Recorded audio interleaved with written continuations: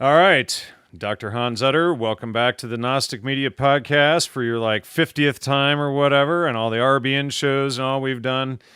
This is the Secret History of FM Radio, Part 3. Welcome back. It's a real pleasure, Jan. Great to be here. Well, I'm excited about this episode. I've had quite a number of emails from people wondering when you'd be back and presenting the next part of this. Are we going to be having another episode after this, or is this it, or where are we? To be honest, Jan, as I start to peel away the layers of the onion, it keeps getting deeper and deeper with more and more interconnections. And so I was, example, I was at the law library the other day, and looking through the congressional record and pulling up various things like that. And we'll see if we can finish it, but the really interesting thing about this, and again, I have to commend you for suggesting this as a topic, is that FM radio is really sort of the deployment mechanism. At the same time, it's deeply connected with all these other things we've talked about and discussed, but it kind of brings it down to the practical level, right? And I think that we'll start to see more and more interconnections with all the research you've done and stuff. So we might be able to cram it in today, but we'll see, All right, well, and the two series that you and I have done, music, mind control, and psychobiology, as well as the secret history of FM radio, also coincide perfectly with the new series that I'm doing with Steve Outram on the Silicon Valley's secret weapon, the shadow history of burners, and going into Burning Man and all of that. So basically, what we've laid out in the secret history of FM radio, as well as in the music, mind control, and psychobiology series, actually flows perfectly into what Steve is presenting. So it really gives a full overview, of the past and present situation of all of this. So where do we begin? Well, I thought we'd begin with just kind of going over some of the topics we'll discuss and kind of just give an overview here in terms of why the FM radio was so central, and then also why it's sort of been not necessarily disappeared, but it's really been rewritten in terms of publicly accessible sources into a very innocuous place in the culture. Sort of like the 1960s have been rewritten as this great time of optimism, activism, and, changing society, et cetera. So I think that the FM radio, and then that can also be tied into the recording industry and specific players in that, but it's going back to our first interview, I talked about one of the layers is this the distribution network, sort of the productive network and the distributive network. And I think it also starts to explain how really out of the blue these movements just came about. Because if you look at the timeline, we're talking about a very compressed period of time. We're talking about radical changes happening in a matter of months, even weeks sometimes, right? So it's quite interesting. And so some of the connections with FM radio broadcasting, they connect with the LSD distribution networks. They also connect with the sort of transformation of the earlier counterculture, the beat counterculture, into the 60s movement. So that's something that these broadcasting really served a central part of that. At the same time, really served to inculcate people using their good intentions to have a community-oriented way to connect and talk to people, et cetera, and using those intentions to help set up I would say, the face of our contemporary world. And I think one advantage we have at this late stage is that if you look at our world and look at all these things, like today I'll talk about the Aquarian conspiracy, changing images of man, and you look at these beautiful, lofty rhetoric that they're discussing, and you look at our world today, you see that it really hasn't turned out exactly as claimed. And at the same time, the connection with this idea of the biocomputer we talked about a little bit with John Lilly, and so that I found biocomputer connections all over the changing images of man and all over the Aquarian conspiracy, which is kind of like the general public version of this report. And you start seeing all these guys interconnected players, so it's quite interesting. But just to give a little brief overview of some of these interconnections, of course, the Tavistock Institute is there. Aleister Crowley is popping up again. Even he has a weird connection with the JPL, Jet Propulsion Laboratory, and all that stuff, and with Owsley and Jack Parsons, Mr. Jack Parsons, L. Ron Hubbard, the Laurel Canyon. But I think also the Laurel Canyon area, there's a lot of other nodal points for that. And well, I think one of the neat, it's probably the wrong word, but one of the most interesting things is now it's possible to explain this on a concretized level in terms of how this happened and in terms of even the structuring of these events. And that connects especially with this mass activism. So we have the deployment of social movements.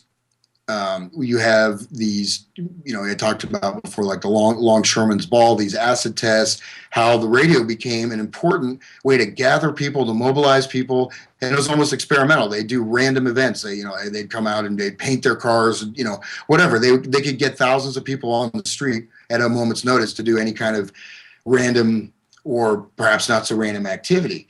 And this ties into the Chicago riots, which was also very much connected with FM radio as an on the ground link between the public and this event, helped to generate enthusiasm to get people to go down there.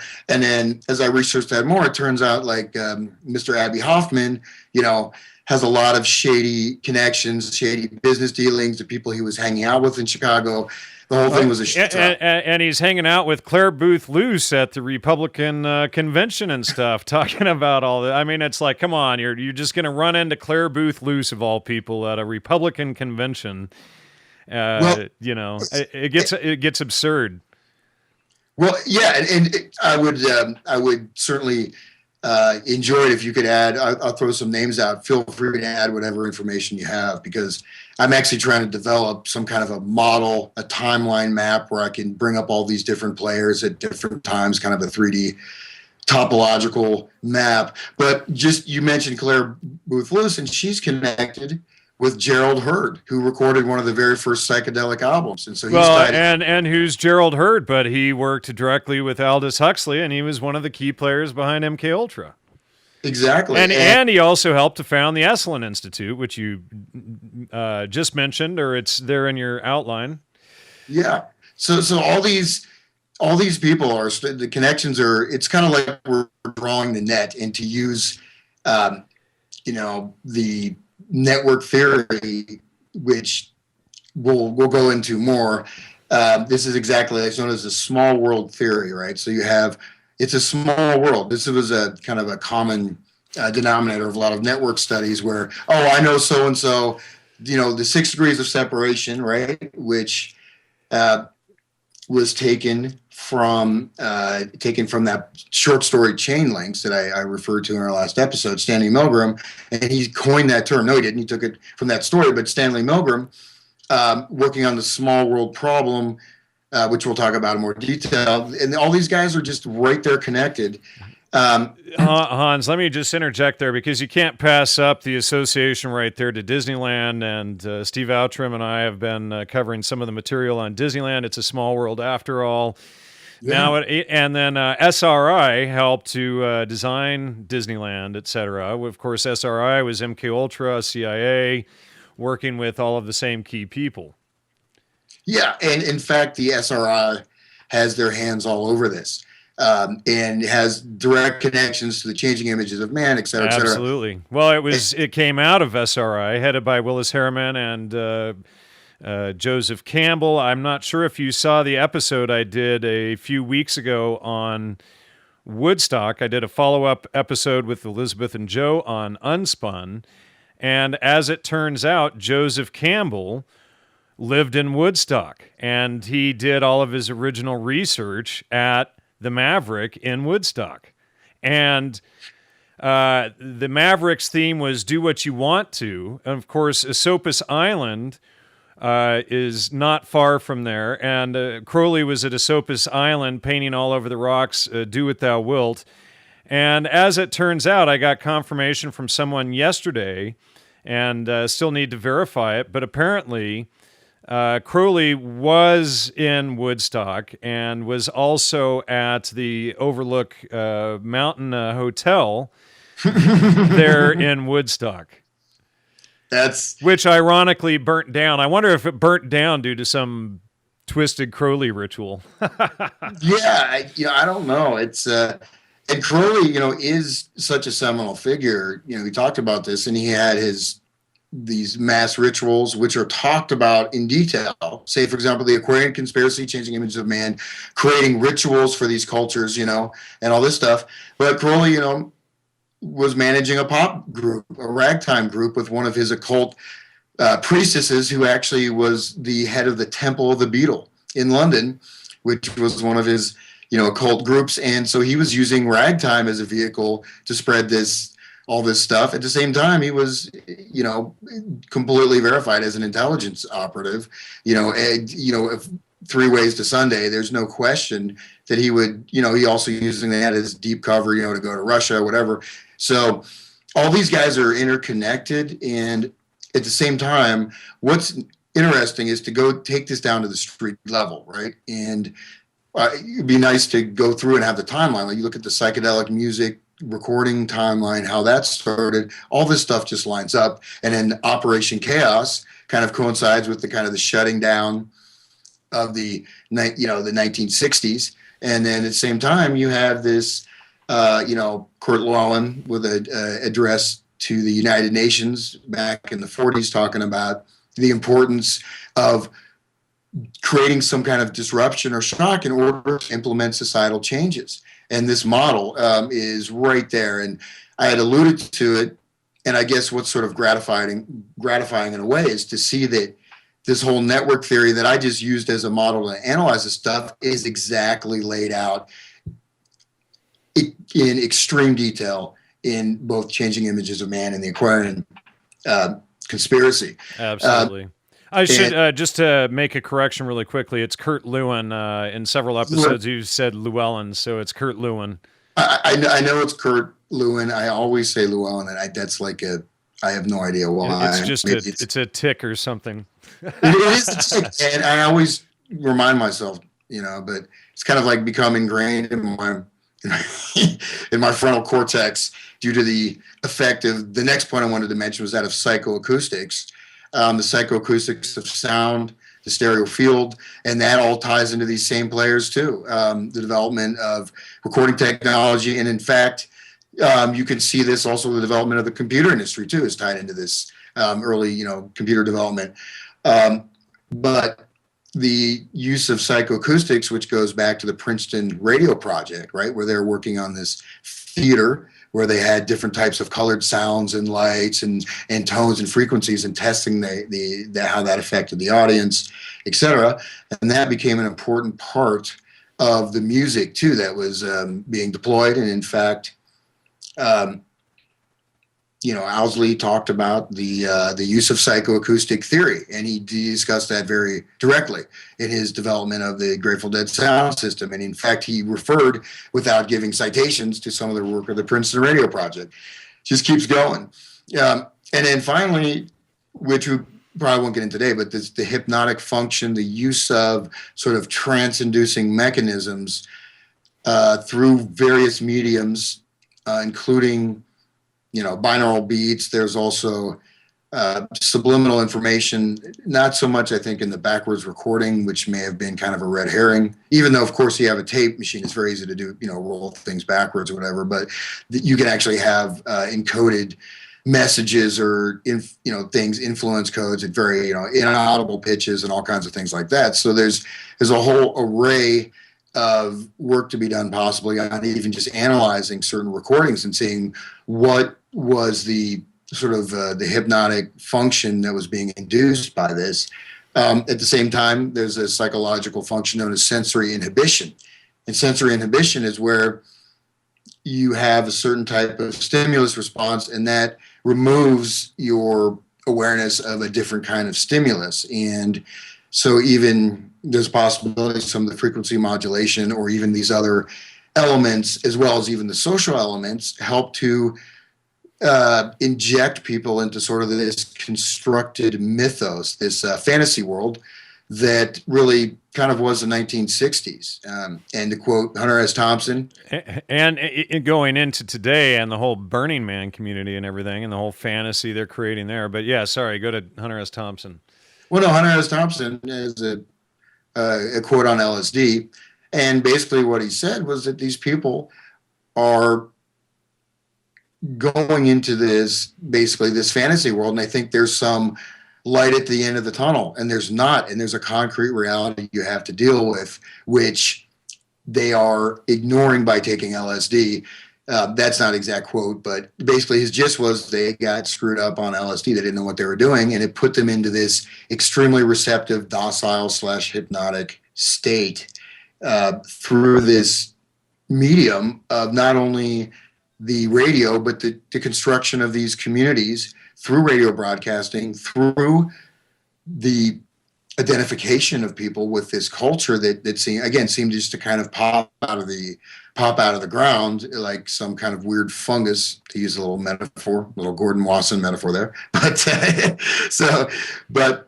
so basically all these things are definitely interconnected. And I do want to reiterate something that I've mentioned a lot of times is that, the community involvement is very important. That's what we're doing right here. Community developed media, creating our own types of networks is very central to breaking free from, the system that we're inhabiting with all of its ramifications for every possible natural human impulse being subverted, perverted, or routed into a mechanistic type of operational system. But basically, the thing is that this technology was studied and it can also be reverse engineered. So I think that's kind of part of it too, is reverse engineering the technology or the cultural artifacts of music, of how to create networks, how to use some of this information that was used against people to use it to, sort of like a judo move. So, but I'd be interested if you wouldn't mind just throwing in something about Burning Man, because that ties in so much, I think, with what I was covering. But you want to just throw in a little something about what you've covered in that area? Well, it's ties to the Silicon Valley and the defense industry and how all of the heads of these corporations up in the Silicon Valley are pretty much essentially required to attend Burning Man. And so, they're creating this whole thing. It's all based on the hero's journey, Joseph Campbell again, and changing images of man. Steve has made all of the same connections into changing images of man and to, the Frankfurt School and to Crowley, etc. that we have. He's just approaching it from the angle of Burning Man rather than, music, mind control, psychobiology, history of FM radio, and the Princeton radio project. Yeah, well, what's interesting is that it's the same model. It's just updated, upgraded, and it's all laid out. And I think that one thing to note is that a lot of these studies that are done, I think they're coming out a couple years, right? The Aquarian, changing images of man, that came after the summer of love became the season of hell, right? I mean, that whole crushing defeat of the counterculture and the massive dislocation of an entire generation is something that really would be inconceivable without some very intelligent planning, and also some pretty detailed understanding of psychology and of, mass culture, mass consciousness, etc. So yeah, and I think the Burning Man and this stuff ties into, you go back to the world brain computer of H.G. Wells, and this kind of thing, so this Absolutely. it's not like the stuff was thought of yesterday, and so Yeah. and I'm just laughing because at this point it's clear that we're on the right path because all of us are, Joe Atwill, Steve Outram, myself, Elizabeth in New York that's been helping me. We're all hitting the exact same points, the exact same people, the exact same organizations over and over and over now. So now we're at the nexus or the kernel of this whole thing. Yeah, I think so. And the nice thing is, again, when you concretize it, when you can say, well, here's how all these networks were interconnected, and then you start seeing these same connections, the same people. You see the same, even the term psychedelic, the origin of the term psychedelic, which I know you've done a lot, and some of these bands are calling their, music psychedelic, and 64 or something, it's kind of, It's a little bit odd, but so I think that we're definitely on the right track. And at the same time, it's kind of a rollback operation because the fact that our culture is really trapped now, we're kind of trapped in the 1960s and 1970s, at least in terms of the music culture. You can't escape it. It's terrible. I can't stand the radio anymore. I'm just absolutely sick of it. Well, even for bands now, if you want to make a good living playing music, unless you really, hit the big time or hit a mid-level touring band, the best way to do that is playing cover bands. So there have always been cover bands, but now that's one of the main revenue sources for professional musicians. Not only cover bands, but again, tribute bands. And I had a little stint where I played with various tribute bands, and and there's all these bands where they dress up like them, et cetera, et cetera. So it's almost what about the Cubensis that goes around playing like Grateful Dead? Yeah, and it's all over. It's kind of like it's kind of like a bomb went off, and then everything, there's this field of wreckage, and it's sort of maybe like They Live or whatever, where people have been conditioned through again, this kind of hypnotic function, trance-inducing function. They don't see the world around them as it is. They see it as it's sort of they're staring at the shadows on the wall of Plato's cave. Yeah, yes, but it's also like it's kind of like this Philip K. Dick novels, where he talked about time had already ended and we're in ancient Rome, like we're still in Rome. History ended back then. And, if you ever got on a psychedelic journey, that's not that far afield of an experience, but it is kind of like, the end of history is something that, of course, central tenet in Marxism, a central tenet in late Francis Fukuyama in capitalism, the end of the Cold War, seeing as capitalism and, information technology, whatever, creating the end of history where we go to this ideal static place. Well, in a certain way, that's what's happened. You know what, Hans, next time I run into Tessa Dick at the post office, which is usually at least once or twice a month, that's Philip K. Dick's fifth wife. Oh, wow. And I interviewed her once, and she pretty much, sidetracked the key points. But I think I need to get her on the microphone again. And I did record the last conversation, but it wasn't really anything usable. But she pretty much said that he wasn't directly involved with any of this stuff. And then we see him writing all of these predictive novels like H.G. Wells, like Aldous Huxley, like everybody else who writes these novels and stuff, these fiction books, science fiction, etc. They're all creating the outline and the plans for this. So it's kind of hard at this point to think that Tessa was to believe that Tessa was telling the truth when I talked to her. I actually spoke to her Ironically, it was Halloween night on 2012. Yeah. Well, no, I would say, in the case of Philip K. Dick, at least my opinion was,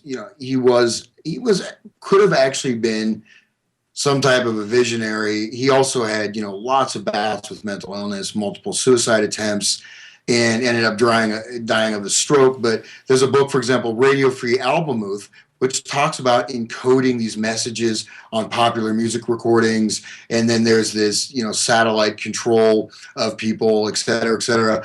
And so he got into a lot of stuff. And the fact is, that's being rolled out. I mean, this whole thing with, the Minority Report, which is more and more becoming evident all around us, and one thing though that's so important, that I've touched on this, probably 50 times now, is that esoteric concept of revelation of the method, where you're being shown what they're doing right in your face and you do nothing, you accept it. You either unconsciously or consciously accept it.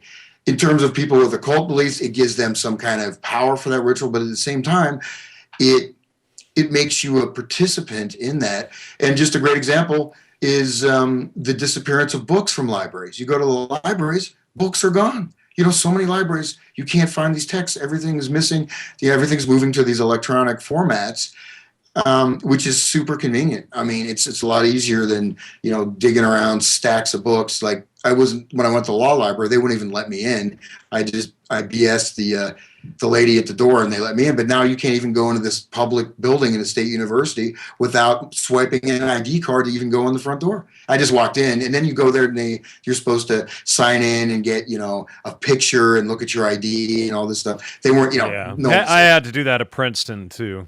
Yeah, but that's Princeton. This is Ohio State University, and it says this is open to the public. But example of that is, people had bought 1984 on Kindle, right? And then everyone who bought that book, it was erased. Yep.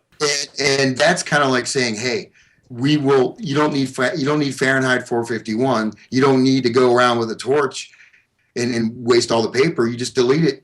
And if people didn't catch that, I think I would have to say it's a little bit too poetic. Oh, sure. And I was going to, I tried to get Ray Bradbury on the show right before he died, and I did speak to his daughter, and he was close friends with an old friend of mine who died recently, George Clayton Johnson, who was author of Logan's Run and Star Trek and Twilight Zone, Ocean's 11, all this kind of stuff. So unfortunately, that didn't happen, but it would have been nice to get him on the record and what he thought of all of this stuff, but another opportunity lost. Well, that just brings up, of course, the whole science fiction connection, right? There's a big science fiction connection with this. Robert Heinlein, the Agape Lodge, Jack Parsons' Agape Lodge. Yeah. The moon is a wonderful mistress. The Agape Lodge was, of course, Jack Parsons' occult sex temple that he was running, at the sort of, because he was a long distance friend with Crowley. But, all these people, when you start seeing, like, for example, Milgram's 6 degrees of separation, you start seeing, wait, how are all these people here and here and here and here, right?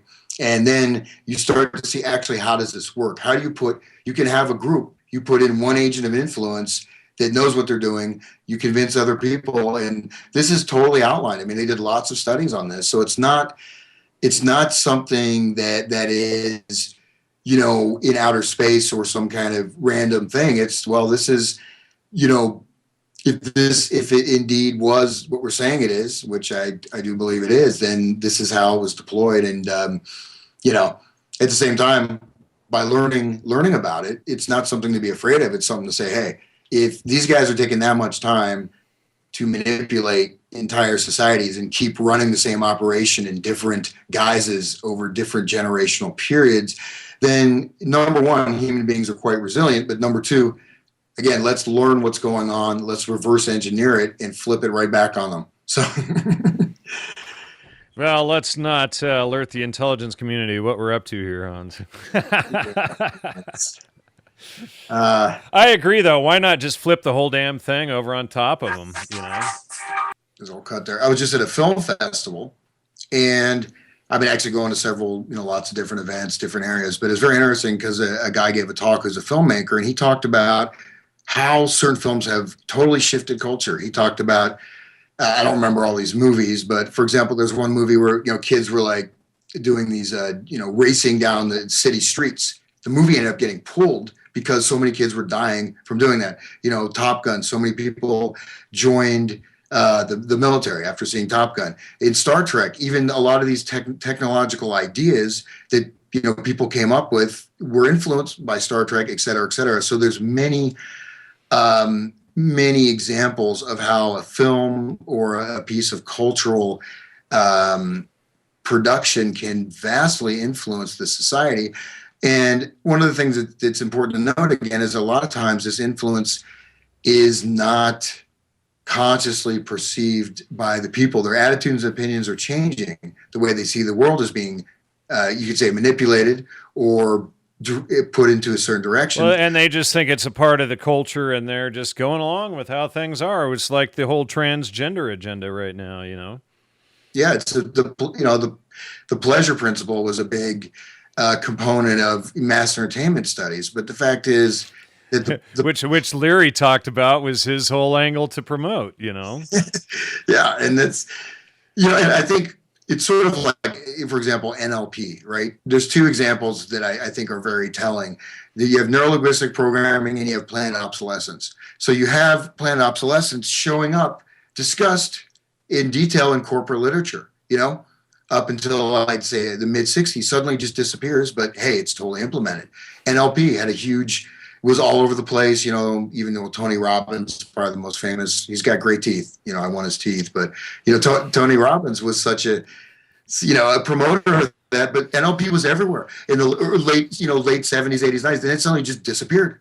And it's like, I mean, you can find it online, but it's not like all over every single kind of bookstore. It's not available, it's not really common knowledge, but there's, it's still there. But when it started being deployed and infused in the culture on a mass level, it kind of disappeared, from the popular consciousness. And that's analogous, I think, to even the FM radio material, where once this system or structure is sort of fully deployed, then suddenly you got to go backtrack and either remove the literature or impose the narrative, the happy narrative, on the events.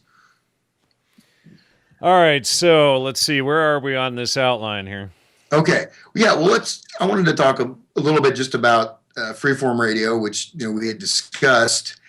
And, as excellent as Alan Ladd's presentation is, he totally... Jim Ladd's. I'm sorry, Jim Ladd. The fact was that really started, in the early 60s, actually started around 49,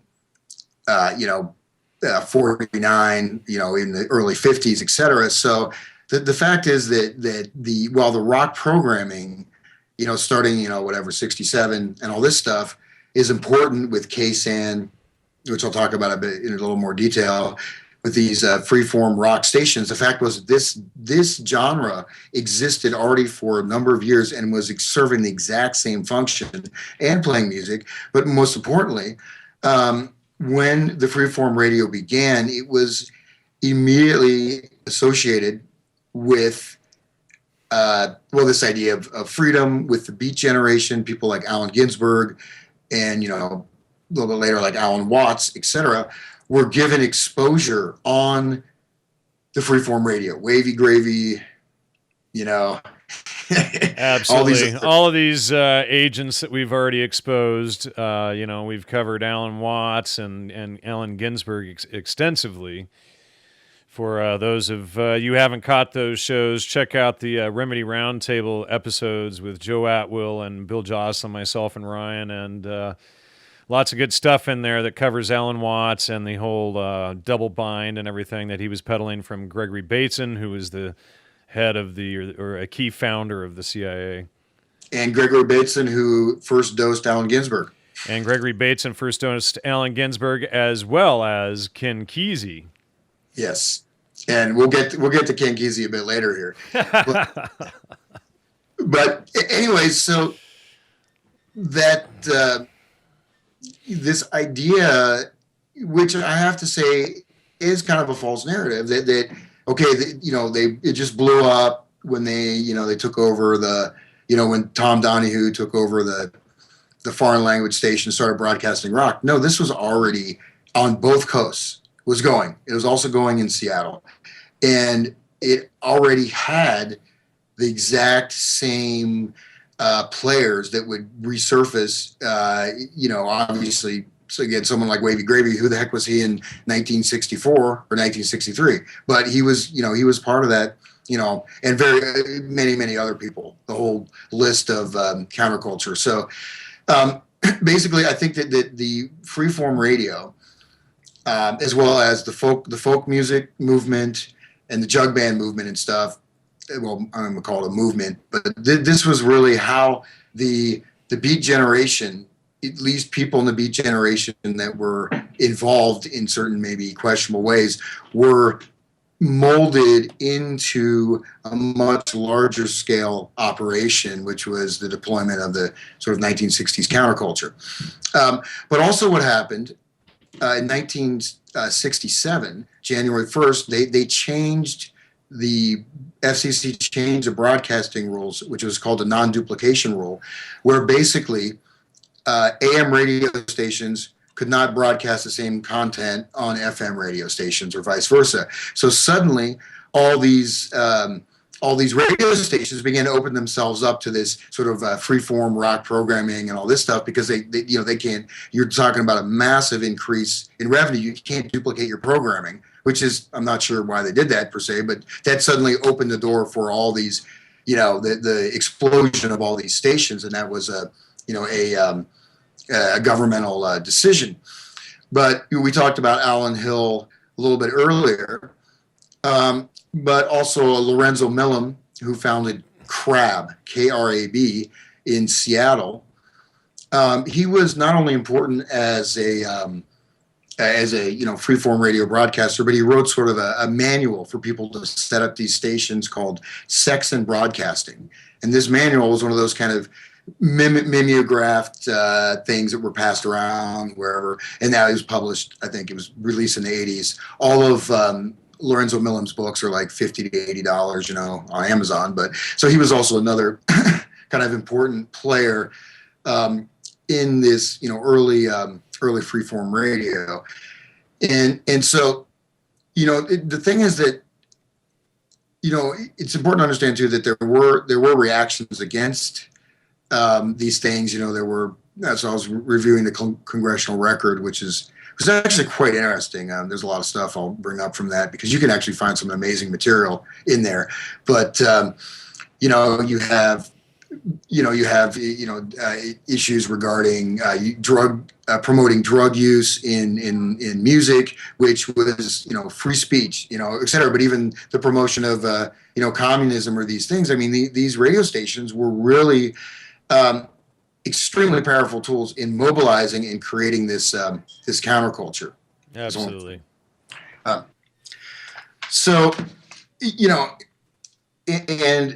the interesting thing is, and I guess we'll probably have to do another episode at this point, but when you look at the timelines, the alignment of these things and how these things happen are so closely congruent that it's really a little bit hard to go with this idea of this was just, this upsurgence of the communal spirit of man going through the transformation to the next age, with the anti-technology and actually anti-science, so to speak. So you have this idea of right brain, left brain thinking. You have a sort of a demonization of the critical faculties, reason and things like that. Absolutely. And that's certainly a part of it. Don't trust your five senses. There is no critical thinking. You can't know truth. And then what they do is they spread it from a truth about a particular thing to you can't know the truth. Yeah. Which means that all the, how the earth and the universe happen and everything. So what they do is this lesser to the greater fallacy of, you can't know truth. I'm holding a glass, or I can't verify a citation or something like that, to to the scheme of the entire universe. It gets absurd. Yeah, well, that goes, to this idea of destabilizing the empirical evidence of our own sensory, experience. At the same time, it becomes a negation of the entire history of Western culture. I mean, there's, you read these, essays are talking about how the Indo-Aryan, Indo-European languages contort the mind and don't allow free thought and remove us from our, so you're actually saying language itself is destabilized. And then this idea of multiple truths. So now there may or may not. Think about I.A. Richards creating a 850-word English language to further dumb things down, to not expand it and say, hey, let's memorize, the Webster's unabridged dictionary. Let's narrow it down to 850 words. That's all your average idiot ever needs. Yeah, and well, that goes with even dictionaries. You see these college dictionaries. I've got some. You see the words that I use are not even in the dictionary. I mean, these are maybe not the most robust dictionaries, but either I'm having a flashback or these dictionaries are limited. But that's an important factor now, is that, with our language. And in fact, and that's another aspect of this, which we haven't even touched on, is the introduction of the lexicon, groovy, far out, the man, et cetera, et cetera. The nomenclature, cool, these various terms which you see bad, where the words actually mean the opposite of what they're intended to mean, etc. Bad is good. Oh, dude, that's bad. Or oh, that's cool. For cold or cool outside, a temperature or something then becomes something to express grooviness. Well, and then you have the further level of that, where you just have the the texting shorthand. LOL. LOL. I'm not quite that. WTF. Yeah, WTF. That I do that all the time. No, but me too. So, but actually, so I mean, just to again give the background again, that these radio stations were a lot of call-in stuff, but they are very much connected with both a virtual and a real community, in that, again, they could assert events, they could offer some type of narrative and get an actionable response in the real world. And so that's really, and that, I think, you could look at that as sort of a initial experimental phase, or a kind of working out the kinks. And then when you have 1967, we know when they changed that rule. I mean, I'm sure they knew FCC was fully cognizant that when you can't play you own FM, RAM, and AM station, you can't duplicate your programming. They suddenly have to get all new programming for the FM stations, right? So that was that which, again, 1967. That's basically where the rock explosion happened, and in fact, the experimental music, was given a forum, but again, also some of the drug use was also given a lot of discussion, promotion, even in the the kind of early to mid 60s, several years before the psychedelic revolution began.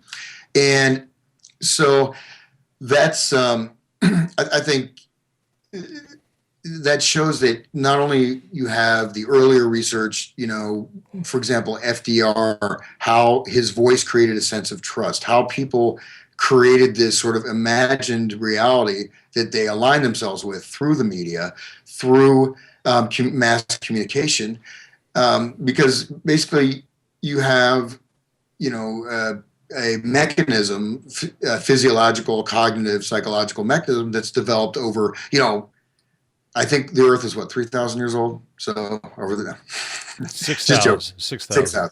Okay. Right. Yeah. Just joking. But so basically, you deploy this, and so people actually in their deeper levels of experience, they're in a sense still connected with the local community, but in fact, this community is being inserted from the outside.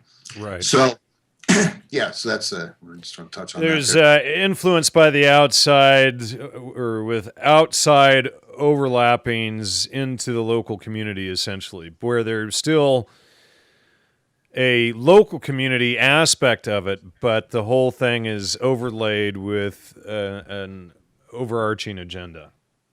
Exactly. And, you can see that same thing, say, with social media. Facebook is an example of something exactly. Which is, of course, created by, it's like In-Q-Tel and all of that stuff, or is that Google? I forget. But In-Q-Tel is CIA, Yeah. And just as a little tangent here, I found some pretty interesting information about this, record collection and, surveillance, social monitoring, computerization of behavior patterns back in the early 70s. Sorry, just to interrupt you really quick. In-Q-Tel is Google and Facebook. Sorry, go ahead. Okay. Yeah. So, but this stuff, like I said, I found some people talking about exactly that in Congress. But just one other thing connected with that is I've seen so many of these references, right? You see these references, and the research might be quite good, but for example, there's, this, some of the testimony, there's stuff online you read about, certain congressional testimony about, mind control or whatever. And then I went to the actual volume, I pick it up, the date doesn't match the volume, and it's not, you know what I mean? So you get all this incorrect references. And I think you sent me a link about someone who had, talking about some Soviet guy talking about mind control, but I had seen that before and I looked it up and there's no record of that guy at all. This scientist, and this gets promoted, throughout the, the internet, and even, you wonder if the idea may be correct, but if these sort of wrong citations and wrong sources, or even false sources are put in there, you wonder what's the purpose of that type of disinfo, or what does it serve? Sure. Well, and that reminds me, I've been working on this paper on the history of the word teonanacatl, which is, of course, the Aztec use of magic mushrooms and all of this. And so you read people's articles like from John W. Allen or whatever, and so he'll say that there's a quote, it's book 2. So I get book 2, not there. And, so the Florentine Codex is, which is by, it was written by a monk, Sahuagin, in the 16th century. And it's 12 books. I guess 13 with an introduction or something like that. So, and the books aren't cheap. Some of them are $12, but they range in size from a few pages to several hundreds of pages, depending on which codex it is. And so I would find, this quote that he's claiming is book 2, it was in book 11. And half of it was truncated. And any quote where they were talking about the mushrooms being used for sacrifice and suicide, it has been omitted in all of the publications on ethnomycology. All of them. It's gone. So, and clearly I've seen copies of these books where other people have been researching this stuff and underlining it. You get a library copy and somebody else has underlined this stuff.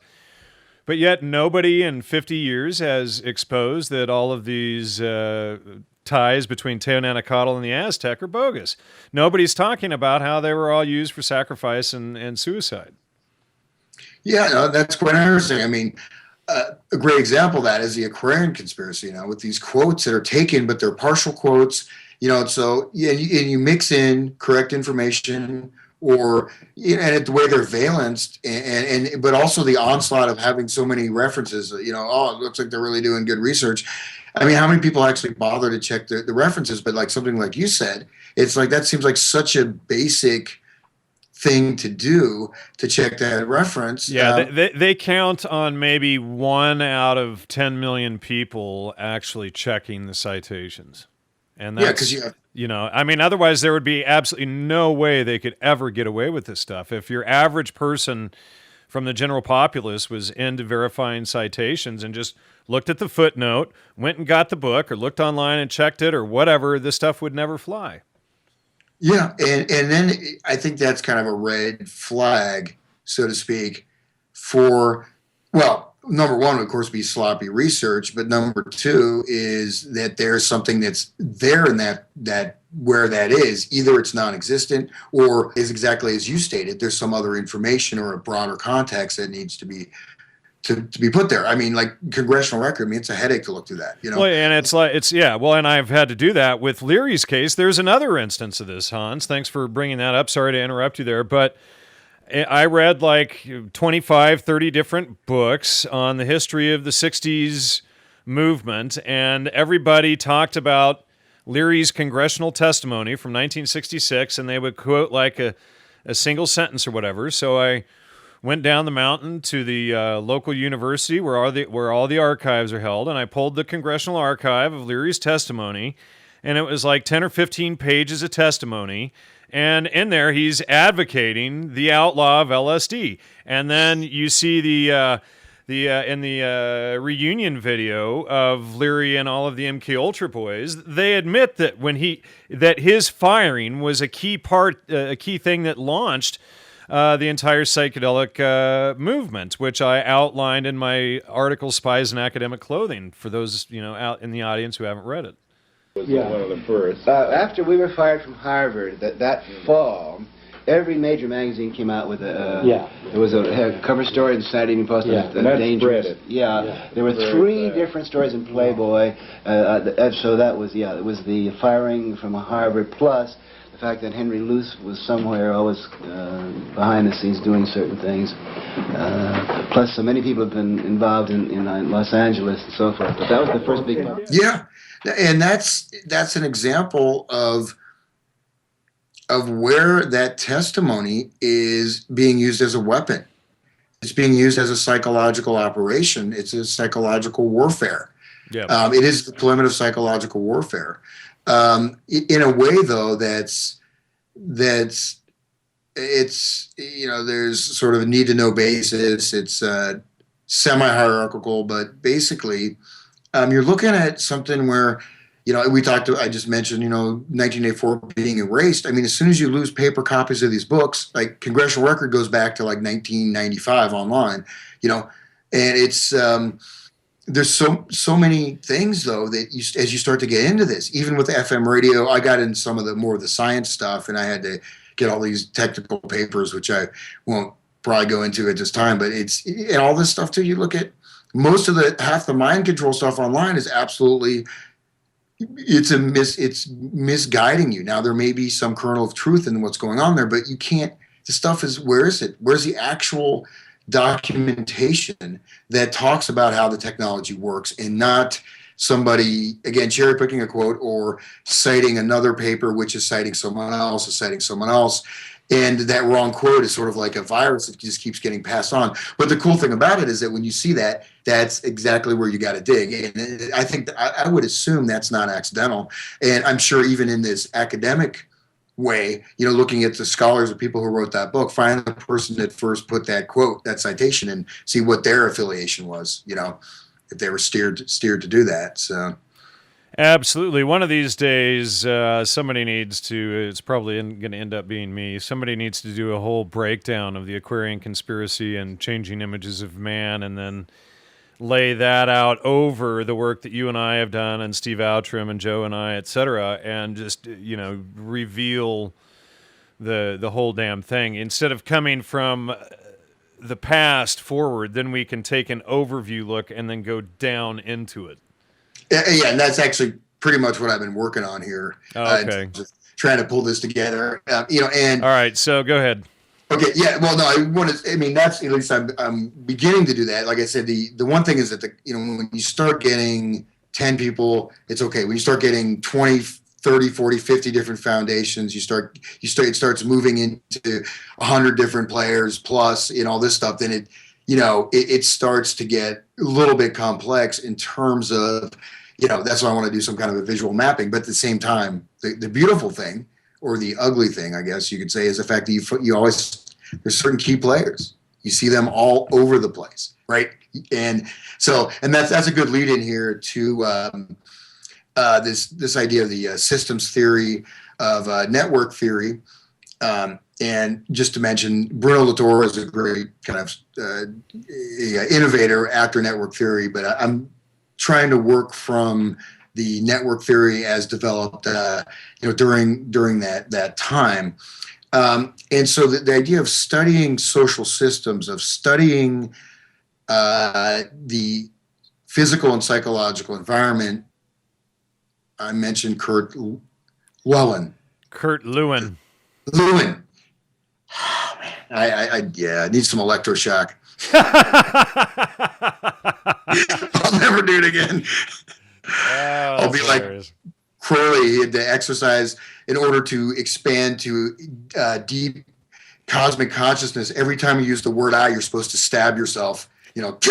So, anyways, if I can send you a knife or something, you can just jab it into your knee or something every time you do that. Yeah. So anyways, so this system theory, again, as articulated by all these different types of research projects, and also through even the Army Signal Corps and things like that. So in terms of how to, information. So there's definitely a strong military overlay with a lot of these things. But I just wanted to talk a little about Stanley Milgram, who's, I think you're familiar with him. Well, yeah, I had to. Well, I didn't have to. I sat through the painful Stanley Milgram film on Netflix the other night, so that's the perfect timing to bring him up. Do you want to say something about him, or? Oh, I mean, of course, it was all spin and all of that stuff. Winona Ryder was was his wife, and and of course, it's all first they base everything on we have to figure out why the Germans could just follow order. First, what they do is they establish a false premise, the bogus history of the Holocaust, and then what they do is they create. Stanley Milgram creates all of these bogus studies to explain that. That's the overview story, okay? But what they're really studying there is how they can implement this, not how Hitler implemented it. No, exactly. And so I think this is a very, he worked on this idea that I mentioned, the small world problem, which is actually how you can connect people over distances, or how basically the separation, how people connect. But this problem was looking at probability in terms of what is the probability that any two people selected arbitrarily from a large population, such as the United States, will know each other. But then he expands that to knowing intermediaries and acquaintance. And so these acquaintance chains he describes as a, quote, a complex web of connections.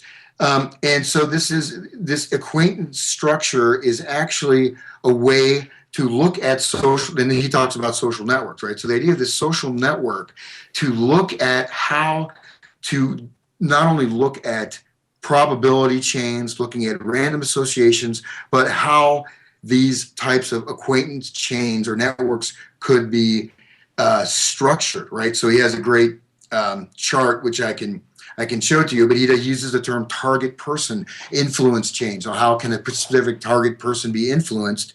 And so these chains, and then going back to chain links, right? That wonderful short story where it pretty much lays out the stuff in a science fiction model.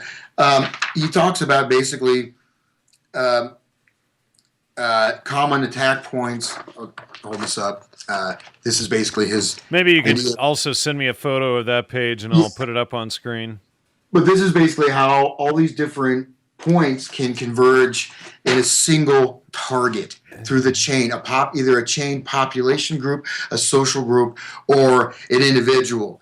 And in fact, the target, this idea of the target or the chains and these chains of influence, very much they look at socioeconomic status, they looking at age, gender, and all these other things. But primarily with this sociometry is this idea, I've seen in other studies too, of how to structure the network. So you have diffuse networks, but how can you put in nodal points in these networks and suddenly you can move them towards a specific target? And of course, this can be done from a reverse way, where this is going to go outward from a single nodal point into a much larger sphere of influence. So, and that's why I think that when I brought this up, and when I hit the Aquarian conspiracy, I think I was really blown away when I saw what they were talking about. Even there's a chapter on California as a laboratory, as the counter goes. Yeah. But so in fact, that these ideas are, and these, again, studied with the radio project and all this stuff. You look at this, then you see the mechanism to a certain extent where you have someone say like Bob Fass, Radio Unnameable, right? And what he's promoting, and then you have that connected with a local culture, folk music scene, beat scene, someone like Allen Ginsberg. And you have these people not only meeting other people, but also connecting from the influence they've received, and they start promulgating that almost like as a vector. And so a lot of this type of theory is also looking at like disease, how diseases are transmitted and things like that. So this is kind of, I mean, it's a good tool for analysis, but it's also, if you look at these studies and when they're coming out and actually what was happening around the same times and all this other stuff, and you look at MK Ultra, Artichoke, Bluebird, MK Search, all these other, if you start linking all that stuff up with these other studies and everything else, I think it starts to really sort of clarify how this could happen, because that was something that I was a little bit like, how is suddenly all these, suddenly out of the blue, you suddenly have this, this psychedelic music. Okay, again, that term comes, how's this stuff suddenly just showing up in all these different pockets all across the country, right? But on the other hand, if you have one or two people that are on the ground, and you also have a virtual means of creating a community, you create this dual sense of connection, right? So the person you're creating these, again, local infiltrating or shaping or helping to construct pre-existing community interactions, and then you're creating this sort of top-down representational form of that through the media, right? So it's a media representational form. But I think the interesting factor is that this community radio it's of the people. We're involved in it. We're part of it. This is our music. This is our generation. I can call in and talk about my bad LSD trip for 3 hours, or I can listen to Timothy Leary with his little LSD promotional videos, and I can listen to the Grateful Dead broadcast every year, and we can every raise night. money every night. And we can listen, the music never stops on KPFK. Well, it finally stopped, thank goodness. But yeah, so we can raise money for for Joe who his car broke down or whatever. So and these are nice things, but at the same time, it becomes much easier to shape, especially when you understand this idea of these how the networks can be structured and how to insert people at core junctures, right? So you look at, Aldous Huxley is a great example of that, or Allen Ginsberg is another great example of someone who ended up having a tremendous influence it's like a force multiplier, right? Where suddenly this one person is able to influence many, many hundreds of thousands of people, where they would probably just be very obscure or, connected with bohemian sort of groups wherever. And this goes across the board, and then obviously when you move from that into the realm of mass, rock music, with the 1967, which is also a great year, right? FCC changes the law in 1967. Then you have this sort of underground system and network that was being developed around the earlier part of the 60s, suddenly being sent across the entire nation, and you have the whole upsurge. And what's amazing is, just in a few years, the whole thing went up and it just died. And it's pretty amazing, the rapidity of that. So I think that I was on the right track, which I will show you in a second here. But do you have any, you're welcome to throw something in. Do we have any clips we're going to be playing this time? Yeah, I've got some clips I had some stuff of Bob Fass, and then a very interesting Esalen Institute series about insanity. The name of it, I think, the Poetry of Madness. Okay. And that's, yeah, but we'll do that a bit later here. I'll throw some of that stuff in there. Yeah, so now let's look at the network theory, which is, something that, again, I didn't plan on finding an exact description of what I was developing as a model, right? I was trying to find a model for how this worked, and then I see, well, they've already worked on it themselves. And I think the Aquarian Conspiracy is a very, very important book, in that it really lays out how this, of course, couched in a very, very positive, way, life affirming, we're changing our traditional models, et cetera. But it really talks about how the networks developed, right? It talks about very clearly the mechanism, and in a sense, and these types of networks are also very useful, say, for types of insurgencies or whatever, things like that. So it's very much connected with the local movements.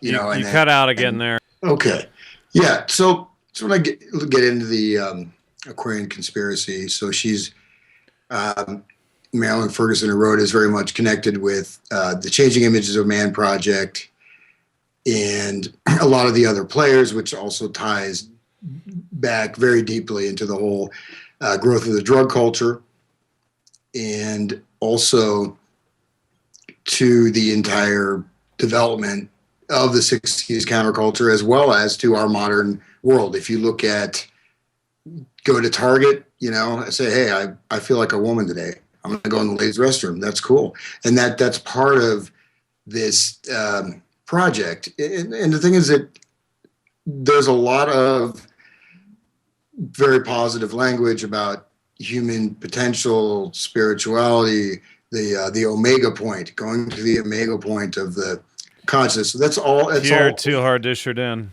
Yeah, it's all over this. But let me...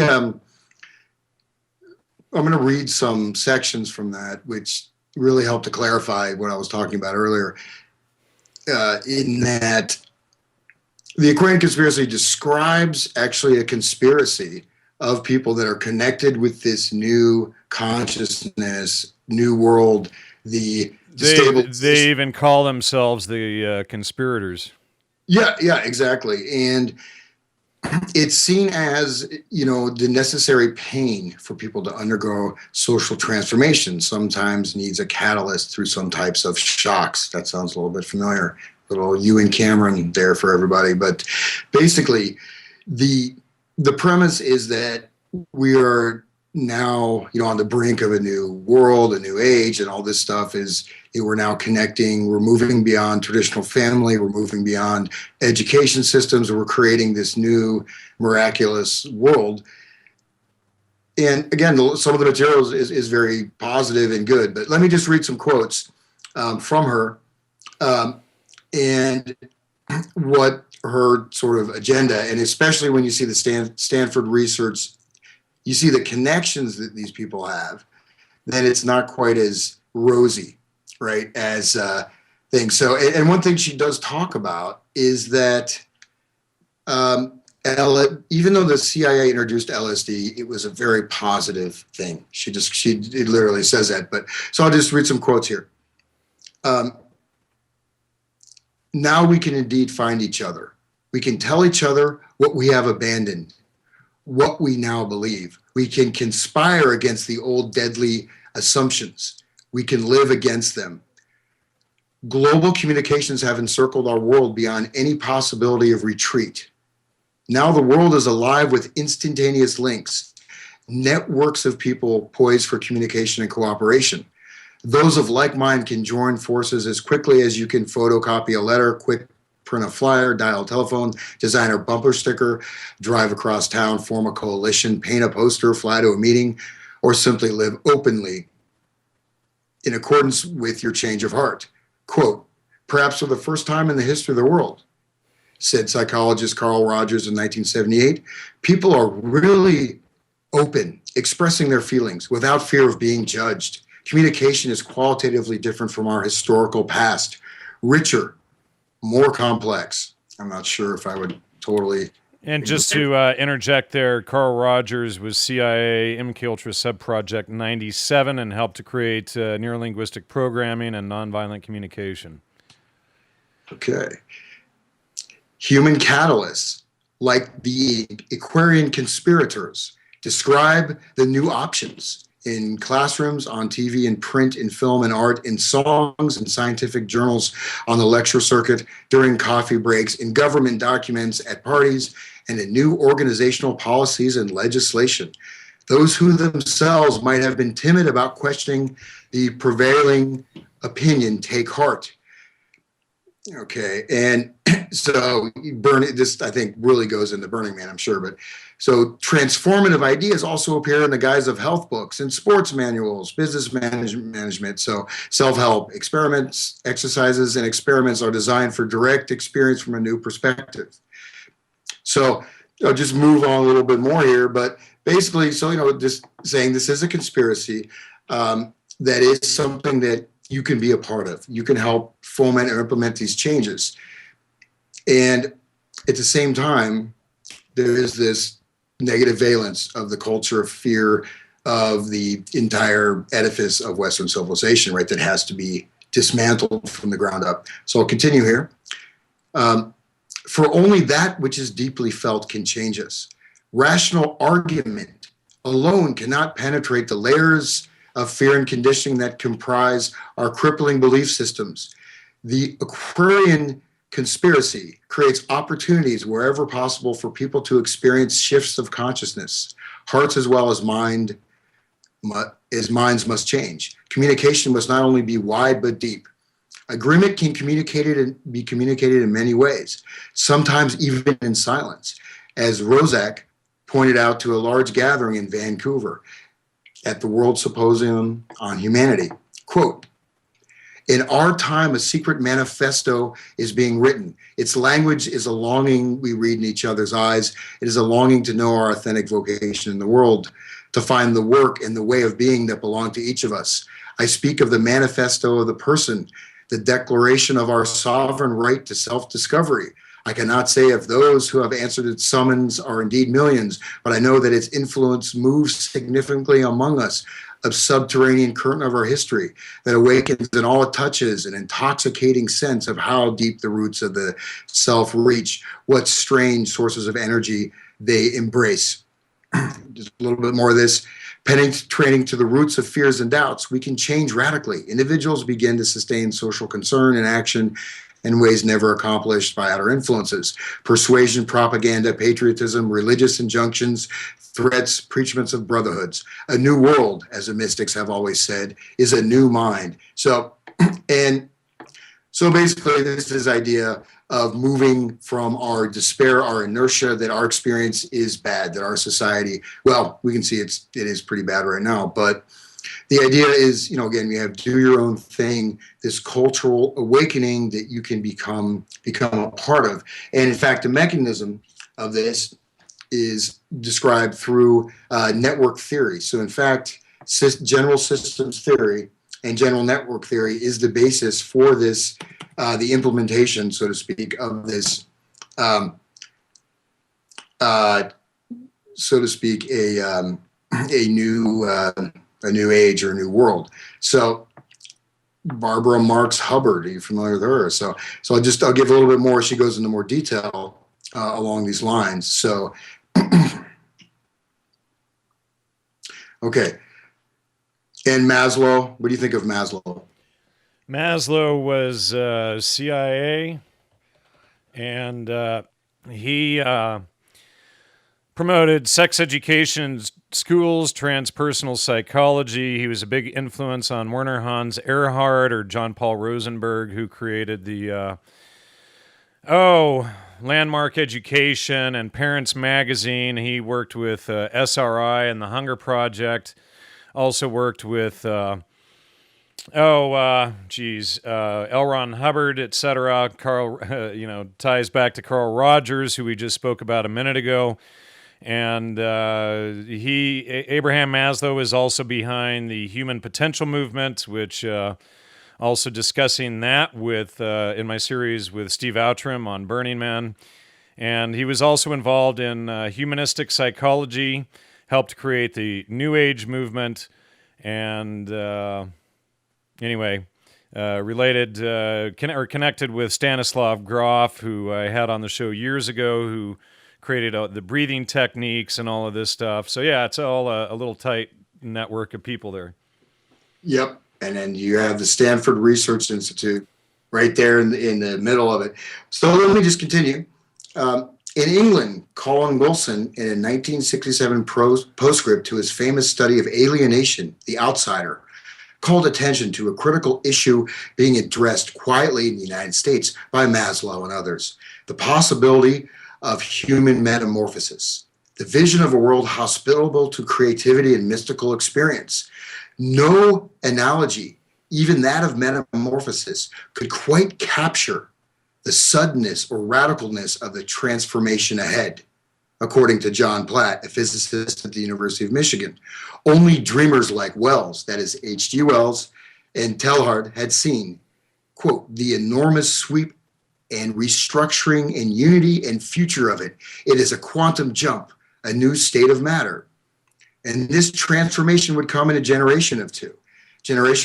Platt said, we may now be in the time of the most rapid change in the whole evolution of the human race, a kind of cultural shock front. So that's exactly what we're talking about, is a cultural shock front, right? And that's exactly what happened with the radio, and how also with, of course, with the counterculture, and how that connected was to create a cultural shock front, to freak out most people in the culture, to, shift into these radically new experiential modes, which of course are encoded as being very positive. And not all of these things, again, are negative, but Maslow, this idea of the peak experience as being the end all be all of human life. I mean, peak experience, what is that? That's like your ultimate high, your ultimate high from you take some good smack, or, you take some good acid, or you have great sex. That's your peak experience. I mean, maybe, if you're Barack Obama addressing the United Nations, that's a peak experience too. But you're dressed, or your wife, Michael, is dressed in drag.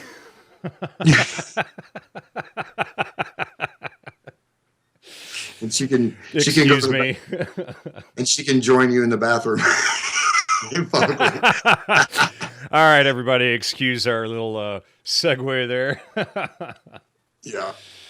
But, well, I mean, just as an aside, which is, well, not an aside really, is that whole thing, what's going on in North Carolina, where they're just, because what basically happened there was some guy was like walking around in, the girls', locker room at a swimming pool or something, and he said, well, I feel like a woman, and he's just some pervert.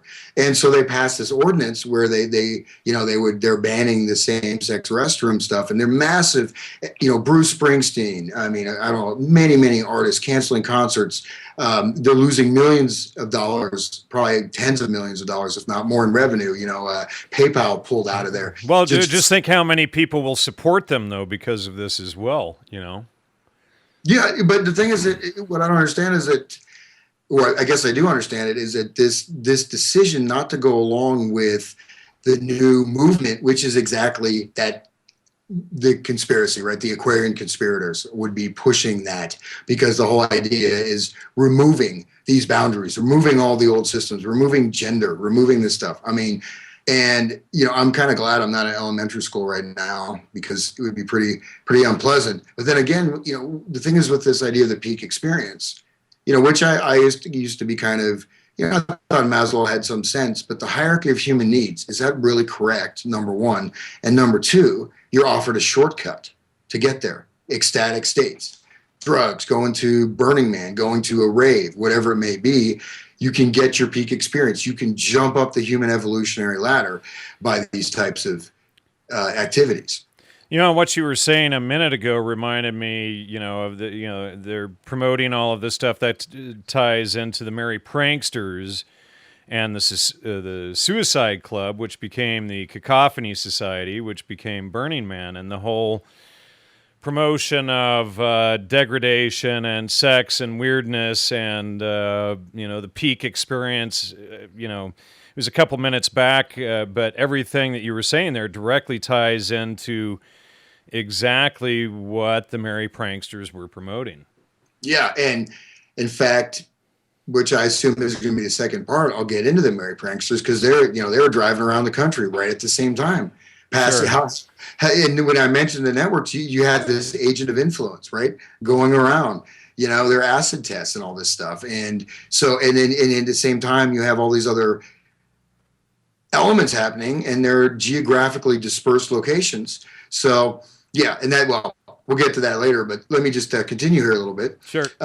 So in 1967, Barbara Marx Hubbard, a futurist moved by Teilhard's vision of evolving human consciousness, invited 1,000 people around the world, including Maslow's network, to form a, quote, human front of those who shared a belief in the possibility of transcendent consciousness. And then from that, they developed the Committee of the Future. Erich Fromm, Frankfurt School, in The Revolution of Hope, 1968, foresaw a new front, a movement that would combine the wish for profound social change with a new spiritual perspective. Its aim would be the humanization of a technological world.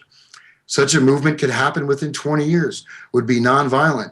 Its constituency would be Americans already eager for a new direction, including the old and young, conservatives and radicals, all social classes. Quote, "The middle class has begun to listen and to be moved," Fromm said. Neither state nor political parties nor organized religion could provide either an intellectual or spiritual home for this thrust. Institutions were too bureaucratic, too impersonal. The key to success would be its embodiment in the lives of its most committed members, who would work in small groups towards personal transformation, nourishing each other, showing the world the strength and joy of people who have deep convictions without being fanatical, discipline without submission, etc. They would build their own world amid the alienation. Oops, I lost my. Okay, they would build their own world amid the alienation of the contemporary social milieu. They would probably engage in meditation and other reflective states of consciousness to become more open, less egocentric, more responsibility. The flags were going up. Battle flag. So we're and some of that seems pretty pleasant. Rogers described the coming age, the emerging man, quote, "make the Renaissance look like a stillbirth." So we're talking about shock troops, shock fronts, raise the flag. So there is definitely militant spin there to a certain extent. And of course, when you do the research on most of the people she's citing here, you see that it's, again, they're connected with these other issues. But let me just read a little bit more here.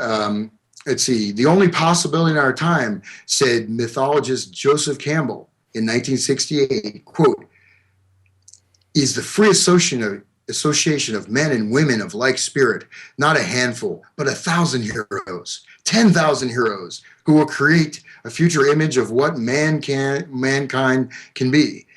In 1969, the noted French political writer Jean-Francois Revel predicted that the United States was about to experience, quote, "the second great world revolution, an upheaval that would complete the first revolution, the rise of democracy in the West."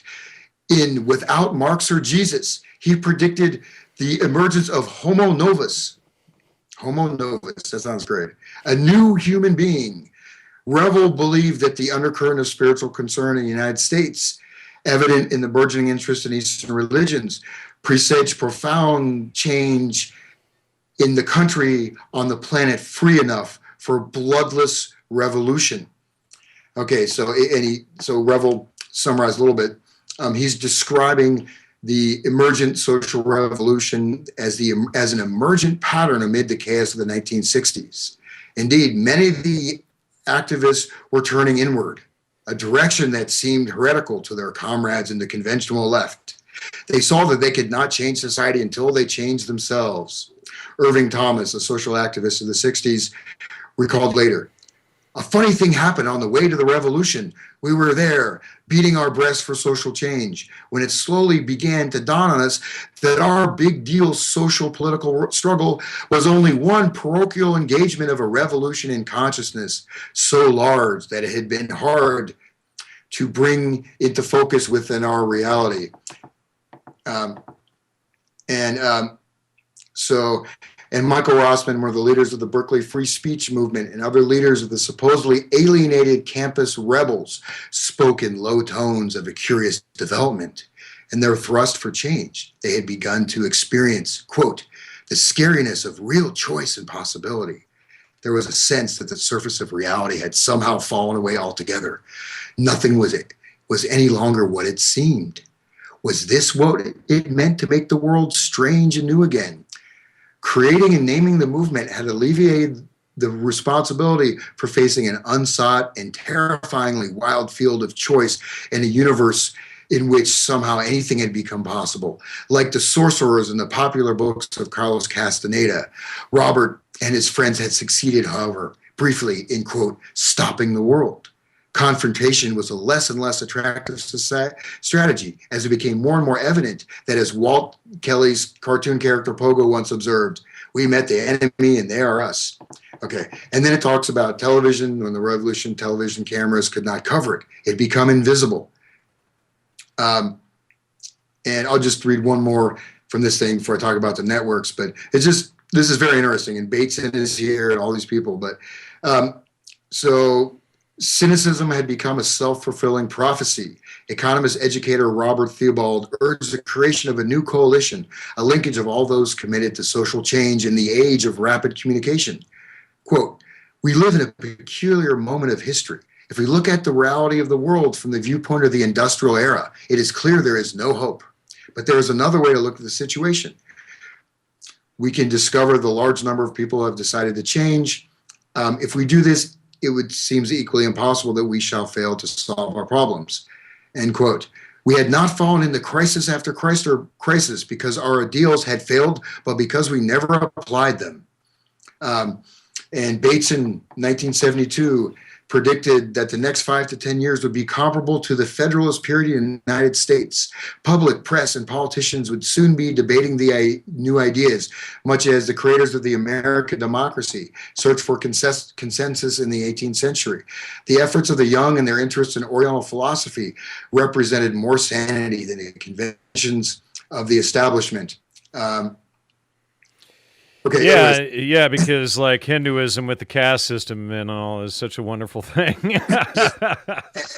And this keeps going. No, human consciousness is crossing a threshold. It just goes on and on. But notice this very important point is that we're turning inward. We're no longer trying to change the world. We are yet. Well, you have to be positive and just accept things how they are and not take any action to actually change things. You just need to sit on a pillow and navel gaze and make the change happen there by not doing anything. And that's actually the change that the social engineers want, is an inactive,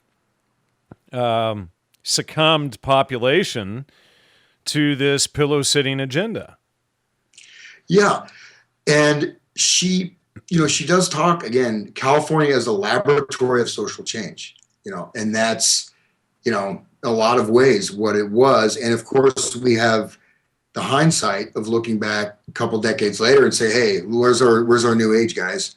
I mean, nothing against transgendered people. And I'm sure if I was transgendered, I would be really happy I could go pee with the chicks or whatever. But sorry, I don't let that for anybody. But I mean, that's what it's become, is this, this absolute idiotic microaggressions and all this stuff, where these major universities like Harvard are just being besieged by this idiocy. But behind that is a much darker, there's a huge amount of intolerance and hatred among people who are promoting these peace and love, social justice ideas, Well, and that's, in the recent episode that I did with Joe Atwill and Elizabeth on Oh, what is it here from the Frankfurt School? Or no, actually, it's not the one with Elizabeth. It's just Joe and I, UnSpun number 19, MK Ultra from the Frankfurt School to the AJC. And they would create these models and these tests to, or these scales to judge genteel anti-Semitism, while there was no scale to judge their own anti-gentile sentiment, right? Just in-your-face irony with these people, and all based on this, like I said earlier, this false premise of World War II, and then creating these entire social engineering organizations like the Frankfurt School and the Tavistock Institute and the AJC, et cetera, that then go out and promote these ideas against society. Yeah, and again, this can be expanded out, or you could take these entire models and apply them to a local community. It'd be great. You can do a case study of a small town, right? Or this or that, and look at how that happened, or the wider things. I mean, and then just say with like California, I'll just read a little bit more about California. But, you have Jack Parsons, and she says a new beast is like being born in California, this new world, which I'll read the quote here. But I mean, he was doing rituals with, L. Ron Hubbard, trying to, create the moon child, the whore of Babylon, basically, through sex rituals. Right. And then you have, Church of Satan, Process Church, of course they're all over. But so the family goes on and on. But Charles Manson, of course, but that the funny thing is that Charles Manson was spouting the exact same ideas, and that Charles Manson, I mean, after that happened, I mean, hippies were being beaten up. They were, signs went up all over the country. Hippies not allowed here in Taos, New Mexico, where a lot of hippies were living. People would just go out and just beat hippies. I mean, so that's what their peace and love became, and it was that easy with one event to totally change America into this paranoid state. And so that shows and of course this stuff is coming on the tail end of that, but, and it's supposed to be after you've been shocked and traumatized and you thought you could change the world. Now you'll change the world through reaching the omega point. I think I just hit it. So let me just read a little more here. How was it there just now at the omega point? It was fantastic. All right. So you're a changed man now? I feel like dancing. All right, go ahead. Okay.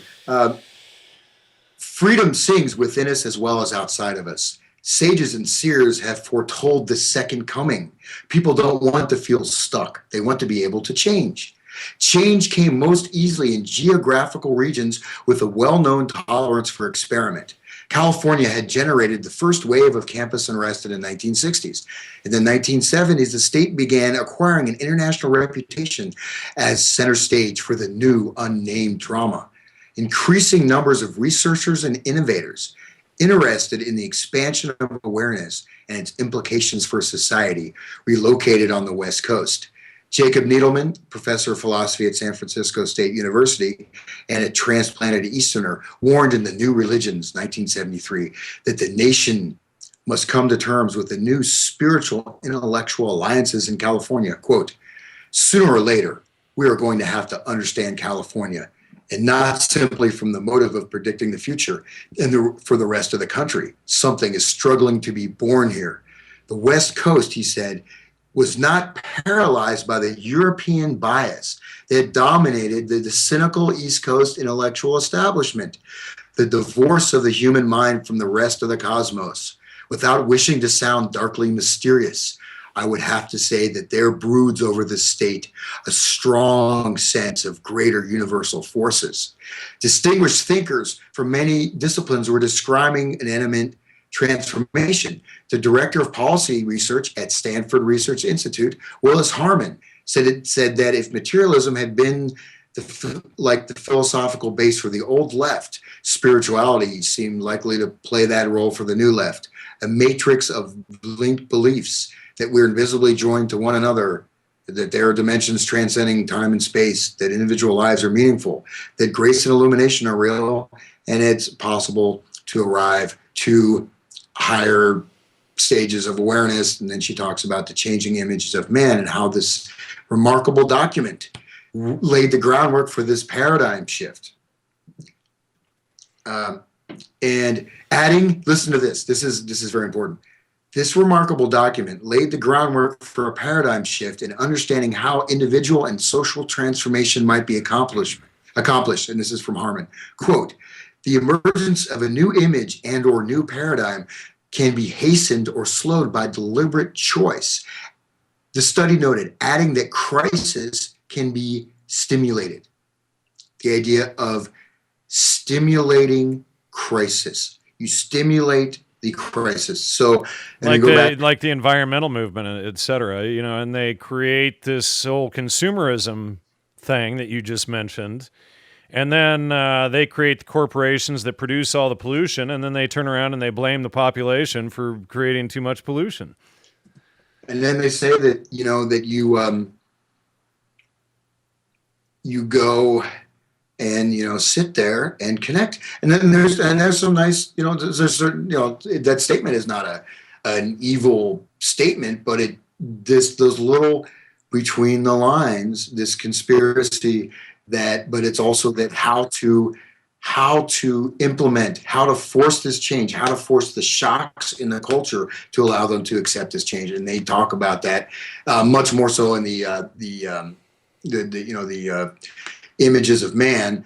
But this also talks about changing the mind, changing your own, which I've talked about in these a lot, is you change your internal representational system of who you are and what you are. And that's done on a mass level, and so you can actually transform society by the psychological transformation in terms of symbolic representations of reality, right? So you have sort of a manipulation of our function of symbolic representation. Yeah, and so let me just read a little bit about this, the network theory, which is basically these decentered, the spins, right? And so, and she, but she's quoting all these people: Huxley, Wells, Julian Huxley, Alex Huxley. Like, these are all the main people that are, and it's nice because it's all kind of laid out. For example, concentrations of power are as unnatural and deadly as a blood clot or an ungrounded electrical wire.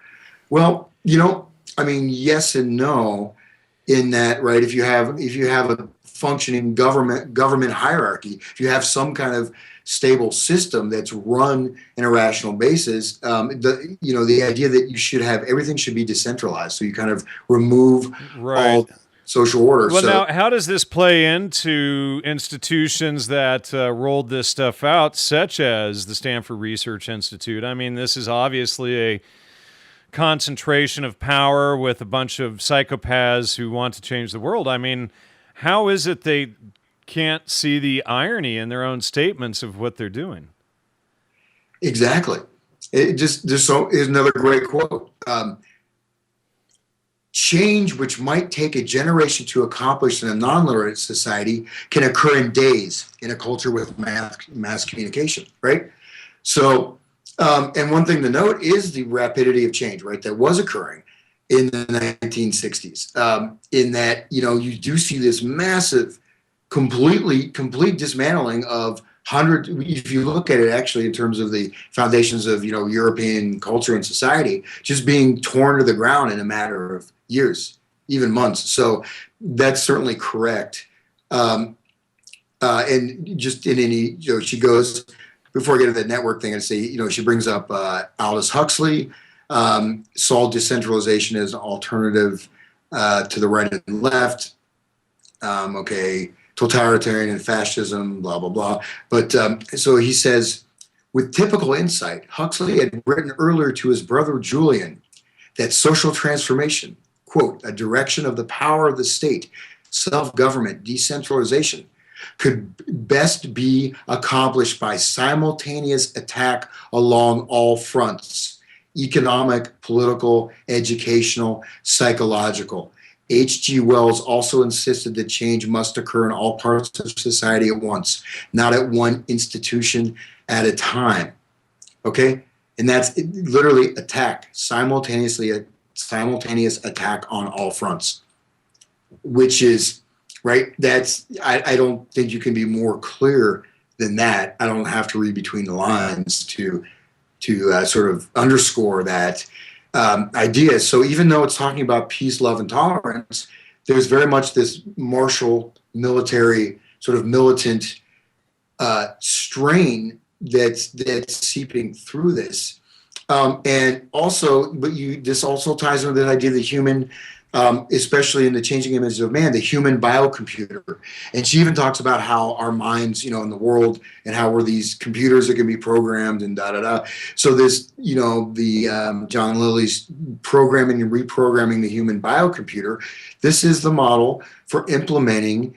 In one sense, it's looking back what was done in the 60s. It's acting like the 60s was a natural, the young people, we're so idealistic, we're going along, we're trying to change the world, and it didn't work because we didn't live up to our ideals. That's why we didn't make any lasting social change. And even though we were really into the drug culture back then, we need to get more into diet, energy transformation, blah, blah, blah. And there's another quote she talks about. It's okay, she talks literally about the gender roles being removed. Everything is okay. We have to accept that every mooring that we have is gone now. Everything's gone, and we have to accept that. And you implement the shocks. And I think that's, I would describe that as a pretty clear thing. But, she, talks also about, the transmission of ideas, like transmission of, of a disease, right? I mean, in a sense that it's like you have to, you move this, what do you call, the power of the network. We have talked about the power of the network, the power of catalyzing and mobilizing people all over the world. So, I think she even talks about Delgado, and she cites him as being a nice, happy, positive guy. Some bad feedback there. Yep. So this idea, so linkage, you even chain links, this whole idea of creating these networks. One network started by, this is a quote here, one network started by Robert Theobald is an international computerized and primarily conducted by correspondence. Quote, our operating assumption is that we are now in the middle of a stress period caused by the ever more rapid collapse of the industrial era. We are looking for ways to aid the transformation. We are trying to find ways to help make the shift. Okay, so self-help. I mean, there's actually so much in here.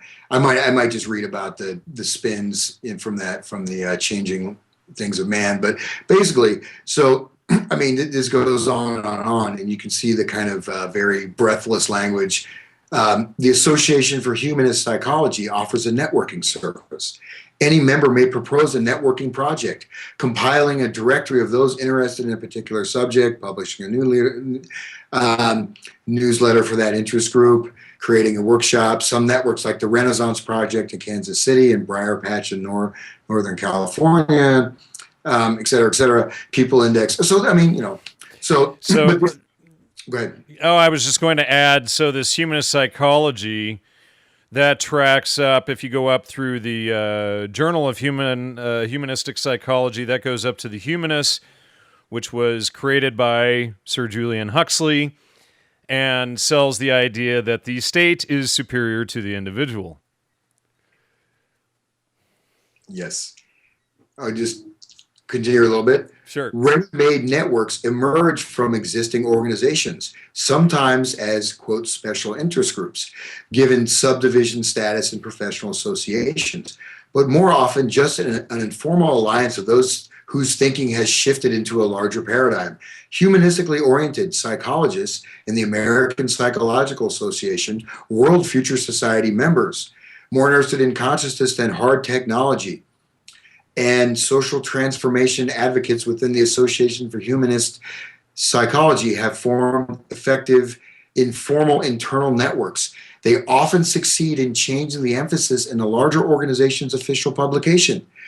They bring in more innovative speakers, run for office, and otherwise break the hold of the thinking of the old guard.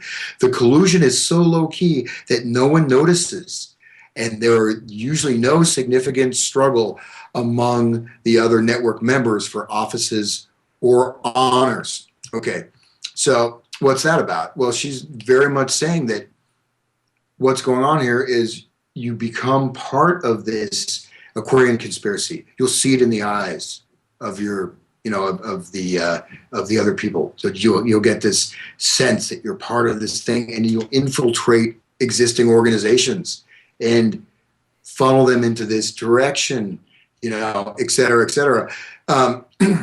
And that's really, that's, in a lot of ways, again, that's sort of how the counterculture was helped to be generated, was, these types of networks, again, which she does talk about, these networks, or even people infiltrating certain other types of organizations, promoting it and working as a change agent. Saul Alinsky, right? And even Saul Alinsky ties in with this, even with the whole FM radio stuff. So let me just probably wrap up here. I just wanted to, the Chasing Images of Man is just fantastic, because they even have their B.F. Skinner as part of it. Such a great guy. Just, some of the people part of this wonderful humanistic project to transform the world, to save us from the the dying industrial age, from even our own Indo-European language is a block.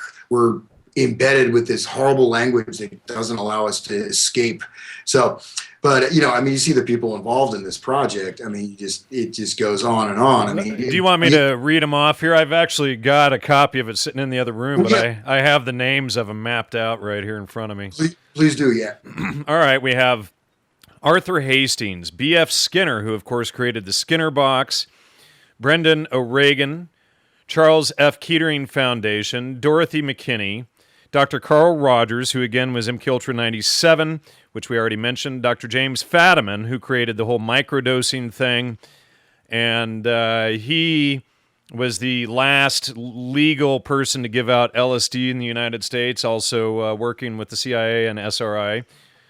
Dr. Willis Harriman, of course, who headed that project, Jeffrey Vickers, Harvey L. Dixon, Henry Marganew, John Platt, John White, Joseph Campbell, who was the leading mythologist on the project, Margaret Mead, who, of course, was the ex-wife of Gregory Bateson, who helped found the CIA, and Magaro Maruyama, O.W. Markley, Ralph Metzner, who, of course, worked with Leary at the Millbrook Mansion and was doing human studies and tests there from what the evidence shows.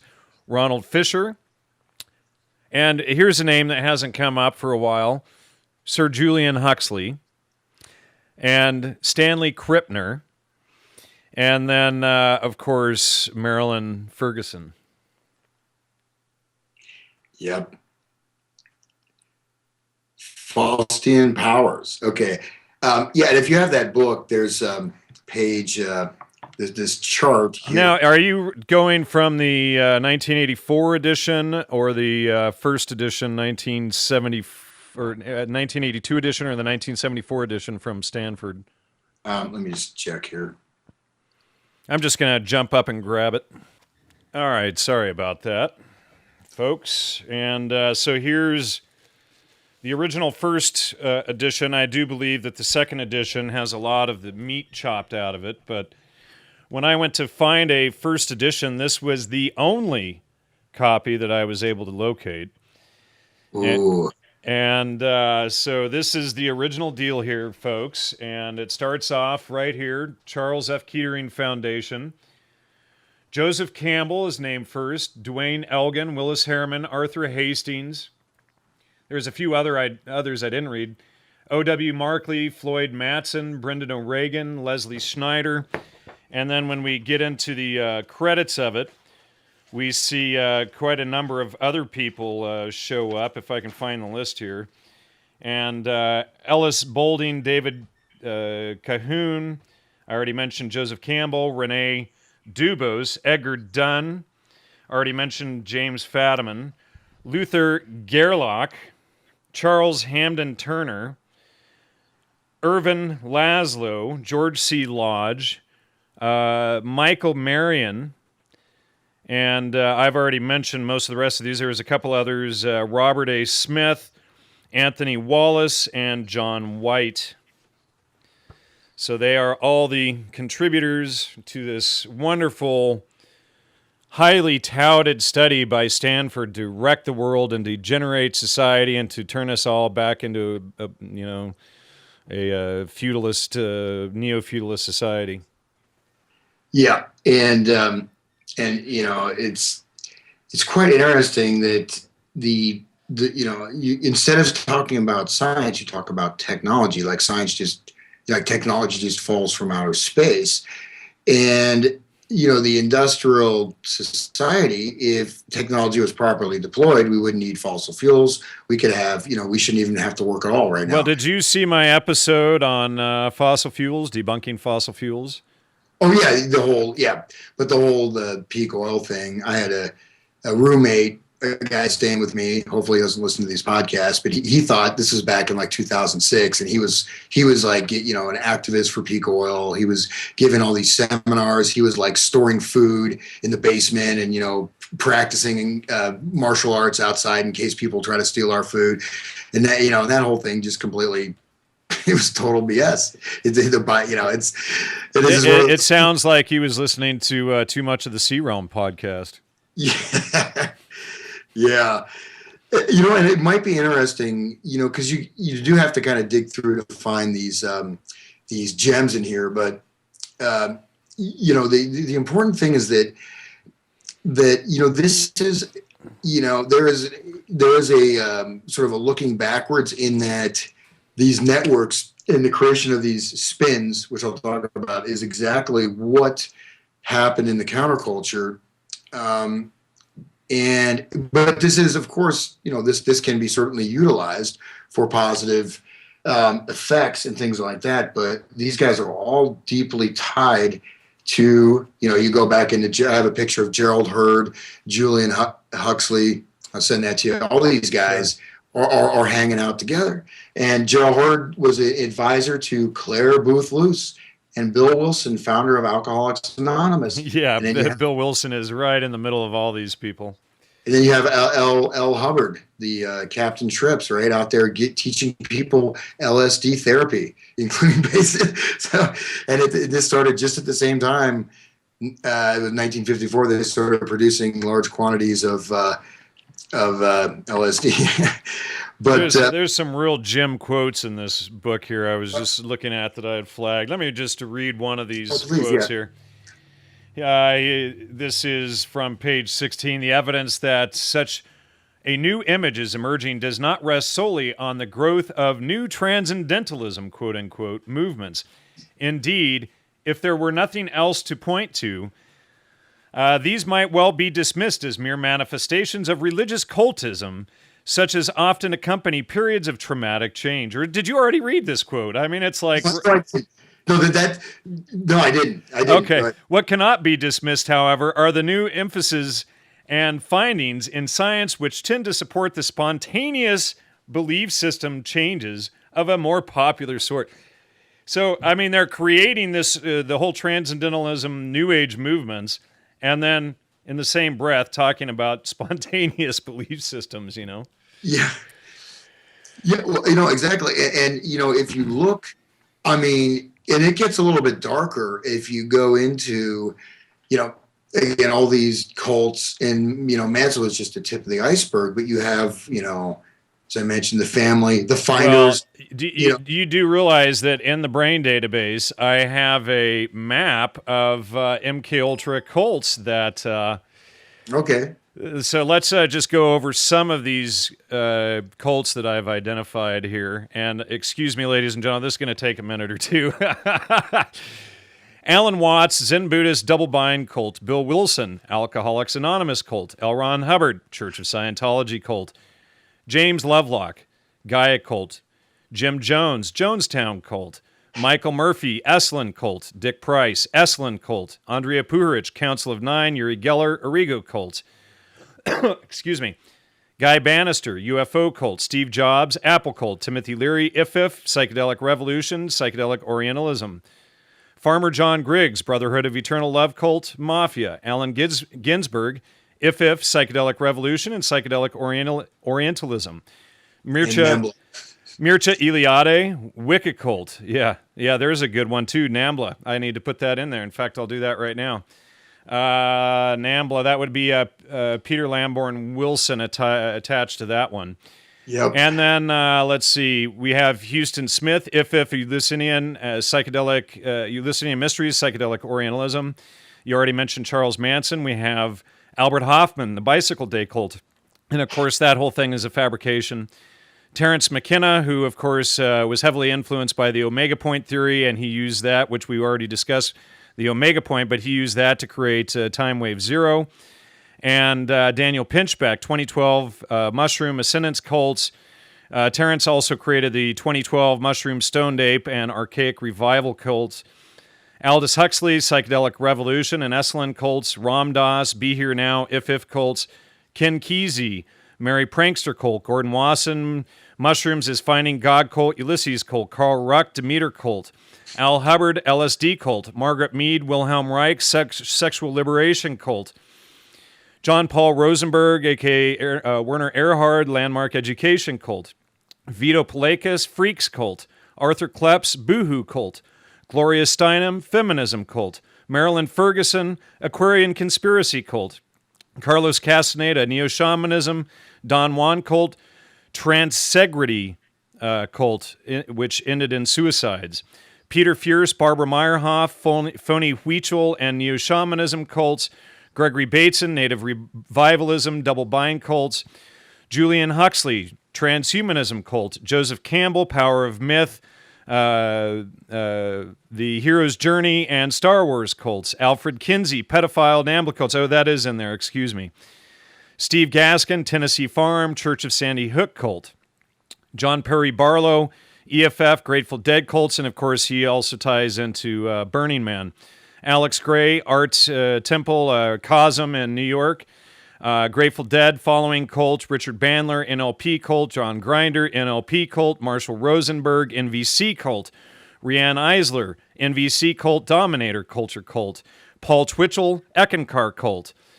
Carrie Thornley, Discordianism cult. Bob Dobbs, or also goes by Bob Dobbs or Bob Dean or Bob Neverett. He's got a bunch of aliases, and that's the Church of the Subgenius cult. James Baker, Father Yod, Star Wars cult, Vegan cult, Source cult, etc. Larry Harvey, Burning Man, Finders, Heaven's Gate.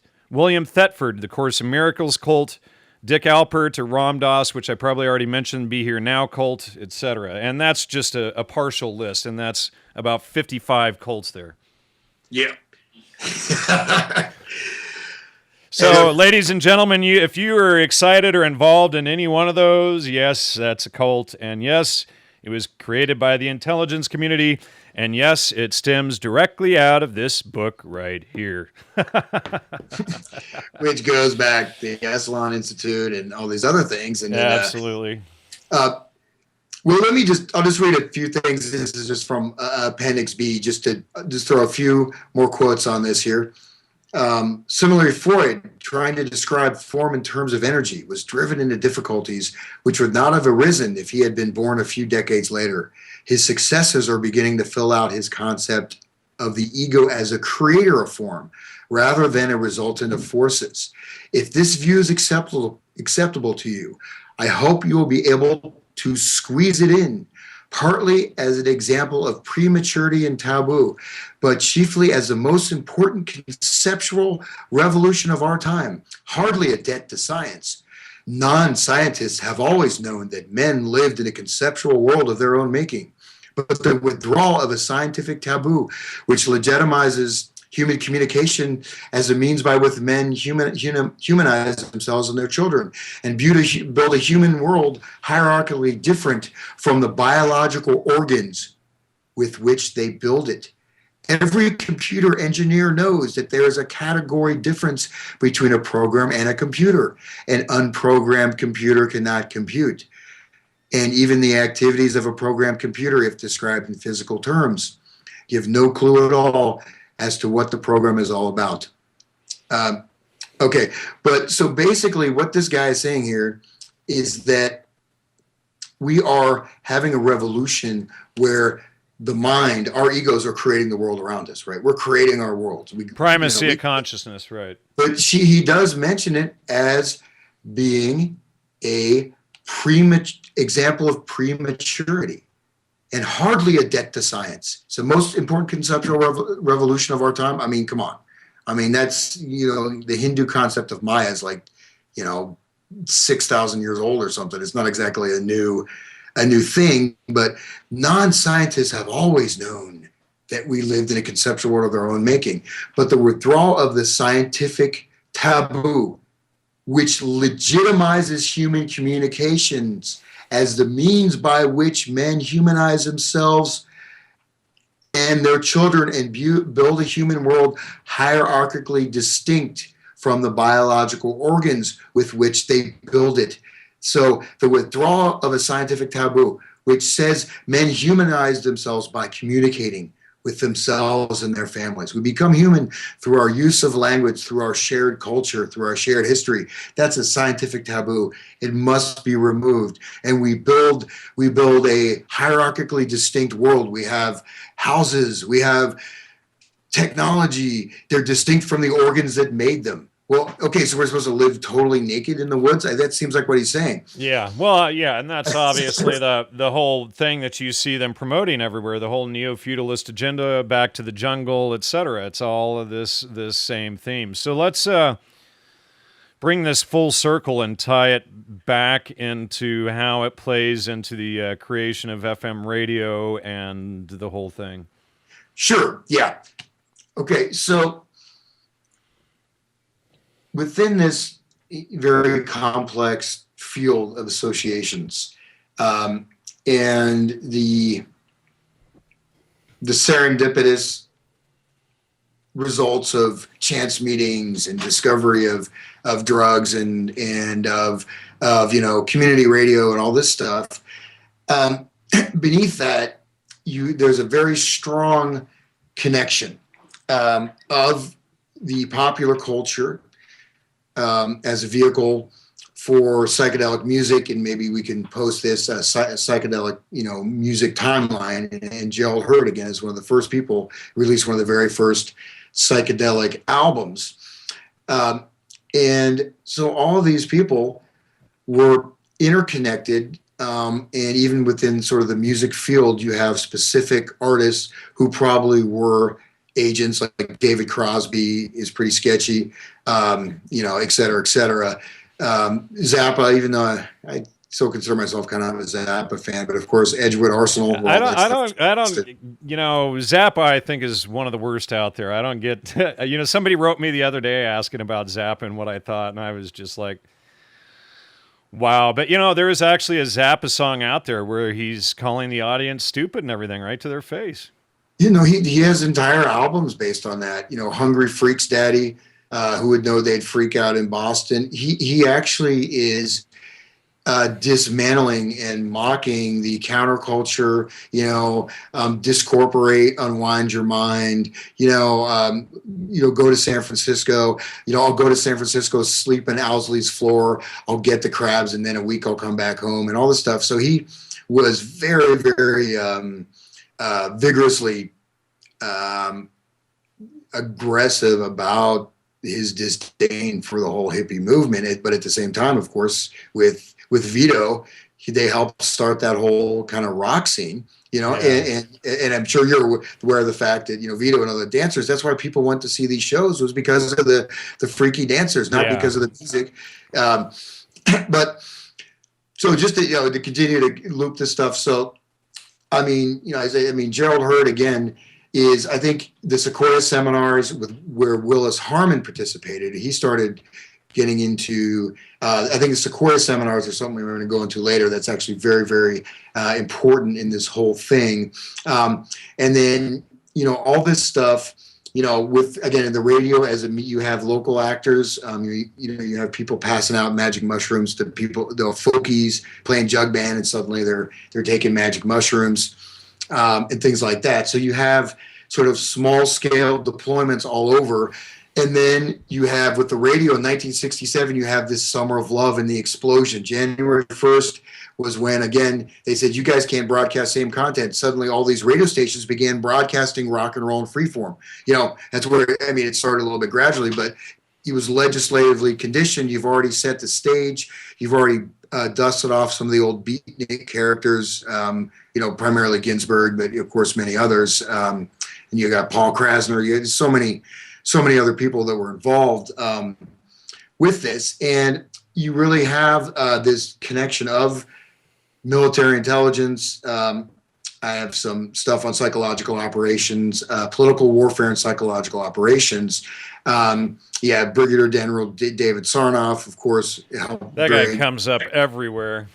Yeah, and I saw on the Congressional Record a couple things about him. He was antitrust stuff, and he basically didn't give a damn about it. But he also was awarded a Minuteman Award, and part of these weird foundations and stuff I've never heard of. But he definitely, he was with the Signal Corps, which is doing radio signal transmission, which ties into the psychological operation stuff. So you look at Owsley. Jet Propulsion Laboratory, the development, the director of, I just forgot his name here. The guy that he helped basically transform multi-track recording was dosed, I think actually by Gerald Hurd, and he became a sort of a proselyte of LSD. So he helped develop the whole recording technology, which is, nothing against recording technology, but these guys are connected. And so again, when you see, I'll send you this picture of Gerald Hurd with Julian Huxley and Aldous Huxley hanging out in 1960. Well, are you talking about the one with Julian? Excuse me. It's a photograph of Gerald Hurd, Aldous Huxley, and Al Hubbard. Is it Julian Huxley? It's Julian Huxley. Yeah, I think Al Hubbard is actually there too. Yeah, it's Julian Huxley, Aldous Huxley. It may be a different photograph then. I have one of them, but send all of that to me and the quotes and everything, and we'll get it all in this episode. Yeah, and but basically, you see that all these people are interconnected, and KSAN was owned by the independent community radio station was owned by Metro Media, which was a media conglomerate. I did a little bit of research on the CEO of Metro Media. He was like one of the first billionaires in America, et cetera, and was, originally was a communist when he was younger, et cetera. But the whole idea of the independence necessarily of the rock revolution, I think, is a bit fanciful. But just as a point to move forward, that this whole thing is actually quite fascinating when you take this idea of these decentered networks, et cetera, and see how it was deployed, how these agents moved in. And then again, you see these people, these important faces keep showing up, and then Stanford Research Institute, et cetera, et cetera. They're very, very closely interconnected. You have the Crowley has a connection with Aldous Huxley as well. And you talk about 6 degrees of separation. There's definitely less than 6 degrees between all these players. I never go more than 3. Most of them are 1 or 2 degrees. Yeah. So we're looking very at a pretty well organized, thing that. Well, they're called the conspirators. That's Marilyn Ferguson. That's what they call themselves. So there you go. Our Aquarian conspiracy and implementing shocks in order and how the attack front. And that's exactly what the 60s counterculture became, was an attack on the social order. It was a visual assault. It was a sensory assault with the music. It was an assault also to a certain extent on aesthetics. There's certain, rock music I may enjoy, but if you look at what's happened to music now. Well, look at modern art. Yeah. Yeah, and so this, I think that when you bring it down to the ground level, you can see then how suddenly we're getting mass movements, and how these mass movements can be herded or shunted in directions. And as they say, we can make massive change take place in days. It would have taken years. But at the same time, look at our society now. After all these flowery words about this new transformation, what are we looking at? We're looking at a totally top-down controlled police state with people more and more dissociated through technology. We're looking at the fact that creativity has basically been removed from a lot of music, and we're stuck in this end of history period with this supposedly radical music of the 60s and 70s. It's now a permanent ingrained facet of our lives. And then the fact is, look at the mass media. This is all idealizes when we had this vision and when we could do things. And I'm sure there's probably a large segment of people involved were totally idealistic and totally happy to be involved. But look where it led them, and look where it's led us. And so I think that there's a lot more behind the scenes on here. But I think that, again, when you look at the network theory and all this stuff and how it was applied sort of ex post facto by Maryland, and then you apply that to the contemporary development of the 60s counterculture, you see an exact grid overlay. And so all these events were happening it almost looks like they're happening on a timeline that was all, you just see it and you can trace it across multiple fields. You can see one event one day or, 1 month and see all these different interconnections. As I mentioned that quote from, I think it was Aldous Huxley, where he says, the assault must be on, psychological assault, political assault, educational assault, economic assault, social assault, every tier. And that's exactly, I think what is occurring and has occurred. And just the last note is how fast things changed back then. I mean, can you imagine that, going from a total era of bubblegum pop, after they shut down the 50s rock and either assassinated or people died or whatever, arrested them. And then you have this bubblegum era, and you have the Beatles, and in 2 years later, they're completely gone into this entirely different plane. And you've managed to shift the entire value structure of the almost the entire Western world almost overnight. So it's pretty impressive. And how impressive, not in a good way. No, but how fast change happens now. I mean, it's like now it seems like a year goes by and like nothing changes, right? You may get a new iPhone or something, but it's not, change is certainly slowed down. You see deployment of, whatever, political correctness crap here and there and stuff like that, or economic sanctions. But basically we're in a pretty stagnant period. So where's our mass transformations? What happened to where's my dream, bro? Thanks, SRI. Thanks, CIA. And wow. I mean, guys, geez. All right, Hans, what can people expect in part 4? I'm going to be playing some audio and video clips of various things and just do a little more, just showing some of the actual players and the distribution networks, and we'll take a little tour with Ken Kesey and stuff. So it'll be pretty fun, and we'll just go to the next layer of our Aquarian conspiracy. All right, excellent, and that's a wrap.